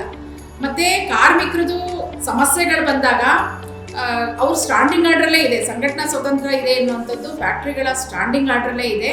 ಆದರೆ ನಮ್ಮ ಕಾರ್ಮಿಕರು ಅದ್ರ ಬಗ್ಗೆ ಅವೇರ್ನೆಸ್ ತೊಗೊಳ್ಬೇಕಾಗಿದೆ. ಮಾಲೀಕರು ಯೂನಿಯನ್ಗೆ ಹೋಗಬೇಡಿ ಅಂತ ಅವರು ರೈಟಿಂಗಲ್ಲಿ ಎಲ್ಲೂ ಹೇಳಲ್ಲ. ಆದರೆ ನೀವು ಹೇಳಿದ ಕರೆಕ್ಟು, ಯೂನಿಯನ್ ಬಂದರೆ ಅವ್ರಿಗೆ ಫ್ಯಾಕ್ಟ್ರಿ ಮುಚ್ಚೋಗ್ಬಿಡುತ್ತೆ, ಫ್ಯಾಕ್ಟ್ರಿನ ಕ್ಲೋಸ್ ಮಾಡಿಸ್ಬಿಡ್ತಾರೆ, ಆ ಥರದ್ದೆಲ್ಲ ಒಂದು ತಪ್ಪು ಕಲ್ಪನೆ ಇದೆ. ಆದರೆ ಯೂನಿಯನ್ನು ಫ್ಯಾಕ್ಟ್ರಿ ಮುಚ್ಚುವಂಥ ಕೆಲಸ ಯಾವತ್ತೂ ಮಾಡಲ್ಲ. ಕೆಲವು ಯೂನಿಯನ್ಗಳು ಇರ್ಬೋದು, ಆದರೆ ನಾವು ಏನು ಯೋಚನೆ ಮಾಡ್ತಾ ಇದ್ದೀವಿ ಅಂದರೆ, ನಾವೆಲ್ಲ ಕಾರ್ಮಿಕರಾಗಿ ಬಂದು ನಾನು ಹೇಳಿದ್ನಲ್ಲ, ನಮ್ಮದು ವುಮೆನ್ ಲೇಡ್ ಯೂನಿಯನ್. ನಾವು ಫ್ಯಾಕ್ಟ್ರಿನೂ ಇಂಪಾರ್ಟೆಂಟು, ಕಾರ್ಮಿಕರು ಇಂಪಾರ್ಟೆಂಟು. ಯೂನಿಯನ್ ಅಂದರೆ ಒಂದು ಬ್ರಿಡ್ಜ್ ಆಗಿ ಕೆಲಸ ಮಾಡಬೇಕು. ಕಾರ್ಮಿಕರು ಮತ್ತು ಮಾಲೀಕರು ಮಧ್ಯದಲ್ಲಿ ಒಂದು ಸೇತುವೆ ಆಗಿ ನಾವು ಕೆಲಸ ಮಾಡಬೇಕಾಗುತ್ತೆ. ಕಾರ್ಮಿಕರಿಗೆ ಏನೇ ಸಮಸ್ಯೆ ಬಂದ್ರೂ ಅವರು ಕಲೆಕ್ಟಿವ್ ಆಗಿ ಒಂದು ಮಾಲೀಕರ ಹತ್ರ ಕುತ್ಕೊಂಡು ಒಂದು ಚರ್ಚೆ ಮಾಡಬೇಕಾದ್ರೆ ಅವ್ರು ಸಂಘಟಿತರಾಗೇನೆ ಚರ್ಚೆ ಮಾಡಬೇಕು. ಮತ್ತು ಮಾಲೀಕರು ಅರ್ಥ ಮಾಡ್ಕೋಬೇಕು, ಕಾರ್ಮಿಕರು ಸಂಘಟಿತರಾದರೆ ಅವ್ರಿಗೆ ಒಂದು ಶಿಸ್ತು ಬರುತ್ತೆ, ಒಂದು ಅವೇರ್ನೆಸ್ ಬರುತ್ತೆ, ಒಂದು ಪೀಸ್ಫುಲ್ಲಾಗಿ ಕೆಲಸ ನಡ್ಕೊಂಡು ಹೋಗುತ್ತೆ. ಒಂದು ಅವೇರ್ನೆಸ್ ಇಲ್ಲ ಅಂದರೆ ಕಾರ್ಮಿಕರಿಗೆ, ಅಲ್ಲಿ ಸಂಘಟನೆ ಇಲ್ಲ ಅಂದರೆ ಅಲ್ಲಿ ಒಂದು ಶಿಸ್ತಾಗಿರಲ್ಲ, ಒಂದು ಪೀಸ್ಫುಲ್ಲಾಗಿರಲ್ಲ. ಬದಲಾವಣೆಗಳು ಯೂನಿಯನ್ ಇದ್ರೇ ನಾನು ಹೇಳ್ತೀನಿ 100% ಬದಲಾವಣೆಗಳು ಆಗುತ್ತೆ. ಒಂದು ಶಿಸ್ತುಬದ್ಧವಾಗಿ ಫ್ಯಾಕ್ಟ್ರಿಗಳಲ್ಲಿ ಕೆಲಸ ಮಾಡ್ತಾರೆ. ಅದು ಚೇಂಜಸ್ಸು ಆಗ್ತಾ ಇದೆ, ಆಗಬೇಕಾಗುತ್ತೆ. ಆದರೆ ನಾವು 1% ಚೇಂಜಸ್ನ ನೋಡ್ತಾ ಇದ್ದೀವಿ ಸರ್ ಇವಾಗ. ಅದು ಖುಷಿ ತರ್ತಾ ಇದೆ. ಮುಂದಿನ ದಿನಗಳಲ್ಲಿ ಸಾಕಷ್ಟು ಬದಲಾವಣೆಗಳಾಗಬೇಕು. ಯೂನಿಯನ್ಗಳನ್ನ ಒಪ್ಕೋಬೇಕು. ಯೂನಿಯನ್ ಅಂದ ತಕ್ಷಣ ನಾವು ಬಾವುಟ ಇಟ್ಕೊಂಡು ಪ್ರತಿಭಟನೆ ಮಾಡಿ ಫ್ಯಾಕ್ಟ್ರಿ ಮುಗಿಸೋದಲ್ಲ. ಸಮಸ್ಯೆಗಳು ಬಂದಾಗ ಕುತ್ಕೊಂಡು ಮಾತಾಡಿ ಬಗೆಹರಿಸುವಂಥದ್ದು. ಯಾವುದೋ ಒಂದು ಇನ್ಸಿಡೆಂಟ್ ಆದಾಗ ಆಗೋಗುತ್ತೆ, ಅದು ಒಂದು ಆಕ್ಸಿಡೆಂಟ್ ಆದಾಗ ಅದಕ್ಕೆ ಮಾಲೀಕರು ಒಂದು ಮಾನವೀಯತೆಯಿಂದ ಅದನ್ನು ಒಪ್ಕೊಂಡು ಅದಕ್ಕೆ ಏನು ಪರಿಹಾರ ಕೊಡಬೇಕೋ ಕೊಡಬೇಕಾಗುತ್ತೆ. ಮತ್ತು ಯೂನಿಯನ್ ಆಗಿನೂ ಅದು ನ್ಯಾಯಬದ್ಧವಾಗಿ ಸರಿಯಾದ ರೀತಿಯಲ್ಲಿ ನಡಿಬೇಕಾಗುತ್ತೆ. ಯೂನಿಯನ್ ಅಂದ ತಕ್ಷಣ ನಾವು ಬಾಯಿ ಬಂದಂಗೆ ಏನೇನೋ ಮಾತಾಡೋಕ್ಕಾಗಲ್ಲ. ನಾವು ಕಾನೂನು ಪ್ರಕಾರ ನಡ್ಕೊಂಡಾಗ ಮಾಲೀಕರಿಗೆ ಒಂದು ನಂಬಿಕೆ ಬರುತ್ತೆ ಯೂನಿಯನ್ ಮೇಲೆ. ಅವಾಗ ಒಂದು ಒಳ್ಳೆ ರೀತಿ ಮಾತುಕತೆಯಲ್ಲಿ ಪರವಾಗಿಲ್ಲಪ್ಪ ಇವರು ಒಂದು ನ್ಯಾಯವಾಗಿ ಮಾತಾಡ್ತಾರೆ, ಇದರಲ್ಲಿ ಸತ್ಯ ಇದೆ, ನ್ಯಾಯ ಇದೆ ಅಂತ ಅಂದಾಗ ಖಂಡಿತ ಆ ಒಂದು ಇದಕ್ಕೆ ಸಪೋರ್ಟ್ ಮಾಡ್ತಾರೆ. ಆ ನಂಬಿಕೆ ನನಗಿದೆ ಸರ್. ಇವತ್ತು ಗಾರ್ಮೆಂಟ್ಸ್ ಬೆಂಗಳೂರು ಮಾತ್ರ ಅಲ್ಲ, ಬೆಳೀತಾ ಇರುವಂಥ ಎಲ್ಲ ನಗರಗಳಲ್ಲೂ, ಹಾಸನ, ಮೈಸೂರು, ತುಮಕೂರು, ಧಾರವಾಡ, ಹುಬ್ಬಳ್ಳಿ, ಅವಳಿ ನಗರ, ಎಲ್ಲಿ ಹೊರಗಡೆ ಎಲ್ಲೆಲ್ಲೂ ನಗರಗಳು ಬೆಳೀತಾ ಇದೆಯೋ ಅಲ್ಲೆಲ್ಲ ಕೂಡ ಗಾರ್ಮೆಂಟ್ಸ್ಗಳು ಇವತ್ತು ಎಲ್ಲ ಕಡೆ ತಲೆ ಎತ್ತಾ ಇದೆ. ಈ ಗಾರ್ಮೆಂಟ್ಸ್ನ ಬೆಳವಣಿಗೆಯಿಂದ ಹೆಣ್ಣು ಮಕ್ಕಳಿಗೆ ಒಂದು ಆಶ್ರಯ ಸಿಕ್ಕಿದೆ. ಆದರೆ ಹಾಗೇನೆ ಅವರು ಶೋಷಣೆಗೂ ಸಿಗ್ತಾ ಇದ್ದಾರೆ. ಯಾರು ಅವರನ್ನ ಲೈಂಗಿಕವಾಗಿ ದೌರ್ಜನ್ಯ ಮಾಡ್ತಾರೆ ಆ ಯುವಕರಿಗೆ ಅಥವಾ ಅಂತ ವರ್ಗಕ್ಕೆ ನೀವೇನಾದ್ರೂ ಕಿವಿ ಮಾತಾಡೋದಾದ್ರೆ ಅಥವಾ ಎಚ್ಚರಿಕೆ ಕೊಡೋದಾದ್ರೆ ಏನಾದ್ರು ನಿಮ್ಮ ಒಂದು ಏನಂತಂದ್ರೆ, ಇವಾಗ ಎಲ್ಲಾರು ನಾವು ತಾಯಿ ಹೊಟ್ಟೆಯಿಂದನೇ ಹುಟ್ಟೋದು, ಮತ್ತೆ ಎಲ್ರೂ ಅಕ್ಕ ತಂಗಿಯರ ಜೊತೆನೆ ಹುಟ್ಟಿರ್ತಾರೆ. ಅದು ಆ ಭಾವನೆನ ಬೆಳೆಸ್ಕೋಬೇಕಾಗುತ್ತೆ. ನಮ್ಮ ಗಂಡು ಮಕ್ಕಳು ಯಾರು ಸೂಪರ್ವೈಸರ್ಗಳು ಇದ್ದಾರೆ ಅವರೆಲ್ಲರೂ ಆ ರೀತಿ ಒಂದು ಭಾವನೆನ ಬೆಳೆಸ್ಕೋಬೇಕಾಗುತ್ತೆ. ಆದರೆ ಗಾರ್ಮೆಂಟ್ ಹೆಣ್ಮಕ್ಳು ಎಲ್ಲಿಂದನೋ ಬಂದಿದ್ದಾರೆ, ಬಿಟ್ಟಿಯಾಗಿ ಫ್ರೀಯಾಗಿ ಸಿಗ್ತಾರೆ, ಅಥವಾ ಅವ್ರಿಗೆ ಏನೋ ಒಂದು ಆಮಿಷ ಒಡ್ಡಿದ್ರೆ ಅವ್ರು ನಮಗೆ ಸಿಗ್ತಾರೆ ಅಂತ ಹೇಳಿ ಮಿಸ್ಯೂಸ್ ಮಾಡಿಕೊಂಡು ಆ ಥರದ್ದು ಖಂಡಿತ ಮಾಡೋಕ್ಕೆ ಹೋಗಬೇಡಿ. ನೀವು ನಿಮ್ಮ ಅಕ್ಕ ತಂಗಿದಿರು ಅಂತಲೇ ಭಾವಿಸ್ಬೇಕಾಗುತ್ತೆ. ಅಕ್ಕ ತಂಗಿದಿರನ್ನ ಮನೆಯಲ್ಲಿ ಯಾವ ಥರ ನೋಡ್ತೀರೋ ಅದೇ ಥರ ಫ್ಯಾಕ್ಟ್ರಿ ಒಳಗಡೆ ಹೆಣ್ಮಕ್ಳನ್ನ ನೋಡಬೇಕು, ಒಂದು ಬಾಂಧವ್ಯದಿಂದ ಇರಬೇಕಾಗುತ್ತೆ. ಈ ಥರದ್ದು ಮಾಡಿದಾಗ ನೀವು ಯಾವುದೇ ಒಂದು ತಪ್ಪು ಮಾಡಿದ್ರು ಅದಕ್ಕೆ ಶಿಕ್ಷೆ ನಿಮ್ಗೆ ಇವತ್ತಾಗದಿದ್ರು ಬೇರೆ ರೀತಿಯಲ್ಲಿ ಅದು ಶಿಕ್ಷೆ ನಿಮ್ಗೆ ಖಂಡಿತ ಆಗುತ್ತೆ. ಆ ಥರದ ಶೋಷಣೆಗಳನ್ನ ದಯವಿಟ್ಟು ಮಾಡೋಕ್ಕೆ ಹೋಗಬೇಡಿ. ಯಾಕೆ ಅಂತಂದರೆ ಒಂದು ಕಾರ್ಖಾನೆ ಅಂದಾಗ ಒಂದು ಕಾಯ್ದೆ ಇರುತ್ತೆ, ಒಂದು ಗೌರವ ಇರುತ್ತೆ. ನಾವು ಹೇಳ್ತೀವಿ ಹ್ಯೂಮನ್ ರೈಟ್ಸ್ ವೈಲೇಷನ್ ಆಗಬಾರ್ದು, ಗೌರವ ಕೊಡಬೇಕು. ಪ್ರತಿಯೊಬ್ಬ ವ್ಯಕ್ತಿಗೂ ಸ್ವತಂತ್ರ ಇದೆ. ನಮ್ಗೆ ಮಾತಾಡೋಂಥ ಸ್ವತಂತ್ರ ಇದೆ, ನಾವು ಊಟ ಏನು ತಿನ್ನಬೇಕು ಅಂತ ನಮ್ಗೆ ಸ್ವತಂತ್ರ ಇದೆ, ನಾವು ಯಾವ ಥರದ್ದು ಬಟ್ಟೆ ಹಾಕಬೇಕು ಅನ್ನೋ ಅಂಥ ಸ್ವತಂತ್ರ ಇದೆ. ಯಾರು ಶೋಷಣೆ ಮಾಡೋಕ್ಕಾಗಲ್ಲ. ಈ ಥರದ್ದು ಶೋಷಣೆಗಳನ್ನ ಖಂಡಿತ ಮಾಡಬೇಡಿ. ಆ ಶೋಷಣೆ ಏನಾದರೂ ಮಾಡಿದ್ರಿ ಅಂದರೆ ಅದರಲ್ಲಿ ನಿಜವಾಗ್ಲೂ ಮಾಲೀಕರು ಅವ್ರಿಗೆ ಎಲ್ಲೂ ಅವರು ಆ ಥರ ಶೋಷಣೆಗಳ ಮಾಡದಿರೋ ಅಂಥ ಶಿಕ್ಷೆಗಳನ್ನ ಕೊಡಬೇಕಾಗುತ್ತೆ. ಯಾಕೆ ಅಂತಂದರೆ ಪನಿಷ್ಮೆಂಟು ಆದಾಗ ಬೇರೆಯವರು ಎಚ್ಚೆತ್ಕೊಳ್ತಾರೆ. ಪನಿಷ್ಮೆಂಟ್ ಆಗಲಿಲ್ಲ ಅಂತ ಅಂದಾಗ ಏನು ಮಾಡ್ತಾರೆ, ಅದನ್ನ ಈಸಿಯಾಗಿ ತೊಗೊಳ್ತಾ ಹೋಗ್ತಾರೆ. ನಾನು ಹೇಳೋದೇನಂತಂದರೆ ಏನಾದರೂ ಆ ಥರದ್ದು ಮಾಡಿದ್ರೆ ಅವ್ರಿಗೆ ಇನ್ನು ಜನ್ಮದಲ್ಲಿ ಅವರು ನೆನೆಸ್ಕೋಬೇಕು, ಅವ್ರಿಗೆ ಅಂಥ ದೊಡ್ಡ ಪನಿಷ್ಮೆಂಟು ಆಗಬೇಕು. ಆವಾಗ ಒಂದು ಬದಲಾವಣೆಗಳನ್ನ ತರ್ಬೋದು ಅಂತ ನಾನು ಹೇಳೋಕ್ಕೆ ಇಷ್ಟಪಡ್ತೀನಿ ಸರ್. ಈಗ ಗಾರ್ಮೆಂಟ್ಸ್ ಲೇಬರ್ ಯೂನಿಯನ್ನಲ್ಲಿ ಈ ಗಾರ್ಮೆಂಟ್ಸ್ ಏನು ಮಾಡ್ಕೊಂಡಿದ್ದೀರಾ, ಈ ಮೂಲಕ ಅವರಿಗೆ ಸಾಂತ್ವನಗಳನ್ನು ಪರಿಹಾರಗಳನ್ನು ಸಮಯಕ್ಕೆ ಸರಿಯಾಗಿದೆ. ನೀವು ಯಾವುದಾದ್ರೂ ಗಾರ್ಮೆಂಟ್ಸ್ಗಳಿಗೆ ವಿಸಿಟ್ ಮಾಡ್ತಾ ಇದ್ದೀರಾ? ಅಲ್ಲಿ ಯಾವುದಾದ್ರೂ ಗಾರ್ಮೆಂಟ್ಗಳಲ್ಲಿ ನಿಮ್ಮನ್ನ ಒಳಗಡೆ ಹೋಗಿ ಇವನ್ನೆಲ್ಲ ನೋಡೋದಕ್ಕೆ, ಪರಿಶೀಲನೆ ಮಾಡೋದಕ್ಕೆ, ಆಡಿಟ್ ಮಾಡೋದಕ್ಕೆ ಯಾರೋ ಮಾಡಿದ್ದಾರೆ ಇವರಿಗೆ ಯಾವುದಾದ್ರೂ ಗಾರ್ಮೆಂಟ್ಸ್ಗಳಲ್ಲಿ? ಇಲ್ಲ ಸರ್, ನಾವು ಒಂದು ಏನಂತಂದರೆ ನಾವು ಗೇಟ್ ಮೀಟಿಂಗ್ಗಳನ್ನ ಮಾಡ್ತೀವಿ. ಫ್ಯಾಕ್ಟ್ರಿ ಗೇಟ್ ಮುಂದೆ ಹೋಗ್ತೀವಿ. ಫ್ಯಾಕ್ಟ್ರಿ ಒಳಗಡೆ ಹಲೋ ಇಲ್ಲ, ಫ್ಯಾಕ್ಟ್ರಿ ಒಳಗಡೆ ನಾವು ಹೋಗೋದು ಇಲ್ಲ, ಅವ್ರು ಬಿಟ್ಟರು ನಾವು ಹೋಗಲ್ಲ. ಯಾಕೆ ಅಂತಂದರೆ ಒಂದು ಯೂನಿಯನ್ ಆಗಿ ನಮಗೆ ರೆಕಗ್ನೈಸ್ ಮಾಡಿದಾಗ ನಾವು ಹೋಗ್ಬೋದು, ಯೂನಿಯನನ್ನು ಒಪ್ಕೊಂಡಾಗ ನಾವು ಫ್ಯಾಕ್ಟ್ರಿ ಒಳಗಡೆ ಹೋಗ್ಬೋದು. ಆದರೆ ಒಳಗಡೆಗೆ ಹೋಗೋಕ್ಕೆ ಇದಿಲ್ಲ. ಆದರೆ ಆಡಿಟಿಂಗ್ ವ್ಯವಸ್ಥೆಗಳು ಅದೆಲ್ಲ ಕಾನೂನು ಪ್ರಕಾರ ಇದೆ. ಅದು ಯಾರು ಬ್ರಾಂಡ್ಗಳಿರ್ತಾರೆ, ಬಯರ್ಗಳಿರ್ತಾರೆ ಅವರು ಮಾಡ್ಕೊಳ್ತಾರೆ ಆಡಿಟಿಂಗು. ಮತ್ತು ನಮ್ಮ ಲೇಬರ್ ಡಿಪಾರ್ಟ್ಮೆಂಟ್ ಇದೆ, ಇನ್ಸ್ಪೆಕ್ಟರ್ ಆಫ್ ಫ್ಯಾಕ್ಟ್ರೀಸ್ ಅವರು ಏನಾದರೂ ಸಮಸ್ಯೆಗಳಿದ್ದಾಗ ಅವರು ಆಡಿಟಿಂಗ್ನ ಮಾಡಬೇಕಾಗುತ್ತೆ. ಅದು ಯೂನಿಯನ್ದು ಜವಾಬ್ದಾರಿ ಅಲ್ಲ. ಆದರೆ ರೆಕಗ್ನೈಸ್ ಆಗಿರುವಂಥ ಯೂನಿಯನ್ಗಳು ಮಾಡ್ಬೋದು. ಮತ್ತು ನಮ್ಮ ಲೀಡರ್ಗಳೇನಿದ್ದಾರೆ, ಫ್ಯಾಕ್ಟ್ರಿ ಒಳಗಡೆ ಲೀಡರ್ಗಳಿರೋರು ಅದನ್ನು ಒಳಗಡೆ ಇರೋಂಥ ಸಮಸ್ಯೆಗಳನ್ನ ನಮ್ಮ ಗಮನಕ್ಕೆ ತರ್ತಾರೆ. ಅದ್ರ ಮುಖಾಂತರ ನಮಗೆ ಗೊತ್ತಾಗುತ್ತೆ, ಅದನ್ನ ನಾವು ಮ್ಯಾನೇಜ್ಮೆಂಟ್ ಹತ್ರ ಕುತ್ಕೊಂಡು ಮಾತಾಡಿ ಸರಿ ಮಾಡ್ತೀವಿ. ಈಗ ಗಾರ್ಮೆಂಟ್ಸ್ ಇಂದ ಹೆಣ್ಣಿಗೆ ಸಿಗ್ತಾ ಇರುವಂತ ಒಂದು ಸಂಬಳ, ಒಂದು ಪ್ರಾವಿಡೆಂಟ್ ಫಂಡ್, ಒಂದು ಪಿಂಚಣಿ ಏನೋ ಸಿಗ್ಬೋದು ಅವಳಿಗೆ ಫೆಸಿಲಿಟಿ, ಅದೆಲ್ಲವನ್ನ ಹೊರತುಪಡಿಸಿ ಮಾನಸಿಕವಾಗಿ ಅವಳಿಗೆ ಒಂದು ನೆಮ್ಮದಿ ಸಿಗ್ಬೇಕು. ಆದ್ರೆ ಇವತ್ತು ಆ ಶ್ರಮಕ್ಕೆ ಪರಿಶ್ರಮಕ್ಕೆ ತಕ್ಕಂತೆ ಏನು ಸಿಗ್ತಾ ಇಲ್ಲ. ಸೊ ಗಾರ್ಮೆಂಟ್ಸ್ ಲೇಬರ್ ಯೂನಿಯನ್ ನಿಮ್ಮ ಒಂದು ಕ್ಲೂ ಅವಳಿಗೆ ಯಾವ ರೀತಿ ಅವಳನ್ನ ಸಿದ್ಧವಾಗಿ ಮಾನಸಿಕವಾಗಿ ಗೆಲುವು ಮಾಡ್ಕೋಬಹುದು ಅನ್ನೋದಾದ್ರೆ, ಒಂದು ಏನಂತಂದ್ರೆ ದೊಡ್ಡ ಒಂದು ಸಮಸ್ಯೆ ಇರೋದು ಅಂದ್ರೆ ಸಂಬಳ ಕಡಿಮೆ ಇರೋದು ಸರ್. ಸಂಬಳ ಜಾಸ್ತಿ ಆದರೆ ಸ್ವಲ್ಪ ಮಟ್ಟಿಗೆ ಅವ್ರು ಸುಧಾರಿಸ್ಕೊಳ್ತಾರೆ. ಯಾಕೆಂದ್ರೆ ಡಬ್ಬಲ್ ಕೆಲಸ ಮಾಡುವಂಥದ್ದು ಕಡಿಮೆ ಆಗುತ್ತೆ. ಇವಾಗ ಸಂಬಳ ಜಾಸ್ತಿ ಬಂದರೆ ಇವ್ರಿಗೆ ಒತ್ತಡ ಕಡಿಮೆ ಆಗುತ್ತೆ. ಆ ಥರದ್ರಿಂದ ಅವರು ಒಂದು ಚೇಂಜಸ್ಸನ್ನು ಮಾಡ್ಕೋಬೋದು. ಸಂಬಳ ಜಾಸ್ತಿ ಮಾಡ್ಕೋಬೇಕಾದ್ರೆ ಅವರು ಸಂಘಟಿತರಾಗಲೇಬೇಕು. ಮತ್ತು ಸರ್ಕಾರನೂ ಕೂಡ ಇವತ್ತು ಗಾರ್ಮೆಂಟ್ ಫ್ಯಾಕ್ಟ್ರಿಯಿಂದ ಸಾಕಷ್ಟು ಇನ್ಕಮ್ ಕೂಡ ಬರ್ತಾ ಇದೆ ಸರ್ಕಾರಕ್ಕೆ. ಟ್ಯಾಕ್ಸ್ಗಳು ಬರ್ತಾ ಇದೆ, ವಿದೇಶಿ ವಿನಿಮಯ ಬರ್ತಾ ಇದೆ. ಇದೆಲ್ಲ ಬರುವಾಗ ಇಷ್ಟು ಸಂಖ್ಯೆಯಲ್ಲಿ ಹೆಣ್ಮಕ್ಳು ಕೆಲಸ ಮಾಡ್ತಾ ಇದ್ದಾರೆ, ಗಾರ್ಮೆಂಟ್ ಹೆಣ್ಮಕ್ಳು. ಮತ್ತು ಸಂಬಳ ತುಂಬ ಕಡಿಮೆ ಇದೆ. ಎಷ್ಟೊಂದು 2013-14ರಲ್ಲಿ ಮಿನಿಮಮ್ ವೇಜ್ ರಿವೈಸ್ ಆಗಿದ್ದು, ಇಲ್ಲಿವರೆಗೆ ರಿವೈಸ್ ಆಗಿಲ್ಲ. ಅದ್ರ ಕಡೆಗೆ ಹೆಚ್ಚು ಗಮನ ಕೊಡಬೇಕು. ವಿಶೇಷವಾಗಿ ಗಾರ್ಮೆಂಟ್ ವರ್ಕರ್ಗೆ ಪ್ರಾಮುಖ್ಯತೆಯನ್ನು ಕೊಟ್ಟು ಗಾರ್ಮೆಂಟ್ ವರ್ಕರ್ಗೆ ಸಂಬಳ ಜಾಸ್ತಿ ಮಾಡೋದಾದರೆ ಮಾಡಬೇಕು. ಮತ್ತು ಲೇಬರ್ ಡಿಪಾರ್ಟ್ಮೆಂಟಲ್ಲಿ ಕಾರ್ಮಿಕರಿಗೆ, ಮಹಿಳೆಯರಿಗೇ ಸಪ್ರೇಟ್ ಒಂದು ಶೆಲ್ಲನ್ನು ಮಾಡಬೇಕಾಗುತ್ತೆ. ಅವ್ರದ್ದೇನೋ ಕೇಸ್ಗಳು ಬಂದರೆ ಇಮಿಡಿಯೇಟಾಗಿ ಅಲ್ಲಿ ಸಾಲ್ವ್ ಆಗೋ ಥರ ಆ ಥರದ್ದೊಂದು ವ್ಯವಸ್ಥೆನ ಮಾಡಬೇಕಾಗುತ್ತೆ. ಮತ್ತು ಮಹಿಳಾ ಆಯೋಗದವರು ಸೀರಿಯಸ್ ಆಗಿ ಮಹಿಳಾ ಆಯೋಗ ಇದರಲ್ಲಿ ಇಂಪ್ಲಿಮೆಂಟೇಷನ್ ಆಗಿ ಸೆಕ್ಷುವಲ್ ಹರಾಸ್ಮೆಂಟ್ ಕಮಿಟಿಗಳನ್ನ ಸ್ಟ್ರಾಂಗ್ ಆಗಿ ಇಂಪ್ಲಿಮೆಂಟೇಷನ್ ಮಾಡೋಕ್ಕೆ, ಮಾನಿಟರಿಂಗ್ ಮಾಡೋಕ್ಕೆ, ಅಥವಾ ಪ್ರತಿ ವರ್ಷ ವರದಿಗಳನ್ನ ಏನಾಗಿದೆ, ಎಷ್ಟು ಕೇಸ್ಗಳು ಬಂದಿದೆ, ಎಷ್ಟು ಸಾಲ್ವ್ ಆಗಿದೆ, ಆ ಥರದ್ದು ಮಾಹಿತಿಗಳನ್ನ ಇದಕ್ಕೆ ಮಹಿಳಾ ಆಯೋಗಕ್ಕೆ ಕೊಡೋ ಥರ ನೋಡಬೇಕಾಗುತ್ತೆ. ಮತ್ತು ಕೌನ್ಸಿಲಿಂಗ್ ಸೆಂಟರ್ಗಳನ್ನ ಗಾರ್ಮೆಂಟ್ ವರ್ಕರ್ಗೆ ಸಪ್ರೇಟಾಗಿ ಅವ್ರಿಗೆ ಒಂದು ಸಮಸ್ಯೆಗಳಾದಾಗ ಅವ್ರಿಗೆ ಆ ಸಮಸ್ಯೆಗಳನ್ನ ಹೇಳ್ಕೊಳಕ್ಕೆ ಕೌನ್ಸಿಲಿಂಗ್ ಸೆಂಟರ್ಗಳನ್ನ ಮಾಡಿದಾಗ ಈ ಬದಲಾವಣೆಗಳನ್ನ ನಾವು ಹೆಣ್ಮಕ್ಳಲ್ಲಿ ನೋಡ್ಬೋದು ಅಂತ. ಸೊ ಗಾರ್ಮೆಂಟ್ಸ್ ಲೇಬರ್ ಯೂನಿಯನ್ನ ಈ ಘಟಕವನ್ನು ನೀವು ತೆಗೆದು ಈವರೆಗೆ ಅನೇಕ ಸಮಸ್ಯೆಗಳು, ಪರಿಹಾರಗಳು ಎಲ್ಲವನ್ನ ಕಂಡು ಈಗ ನಿಮ್ಮ ಅನುಭವ ನಿಮ್ಗೆ ಏನು ಅನ್ಸುತ್ತೆ? ಈ ವೃತ್ತಿ ನಿಮ್ಗೆ ಏನು ಅನ್ಸುತ್ತೆ ಸರ್? ನನಗೆ ಏನಂತಂದರೆ ನನಗೆ ತುಂಬ ಖುಷಿ ಇದೆ ಸರ್.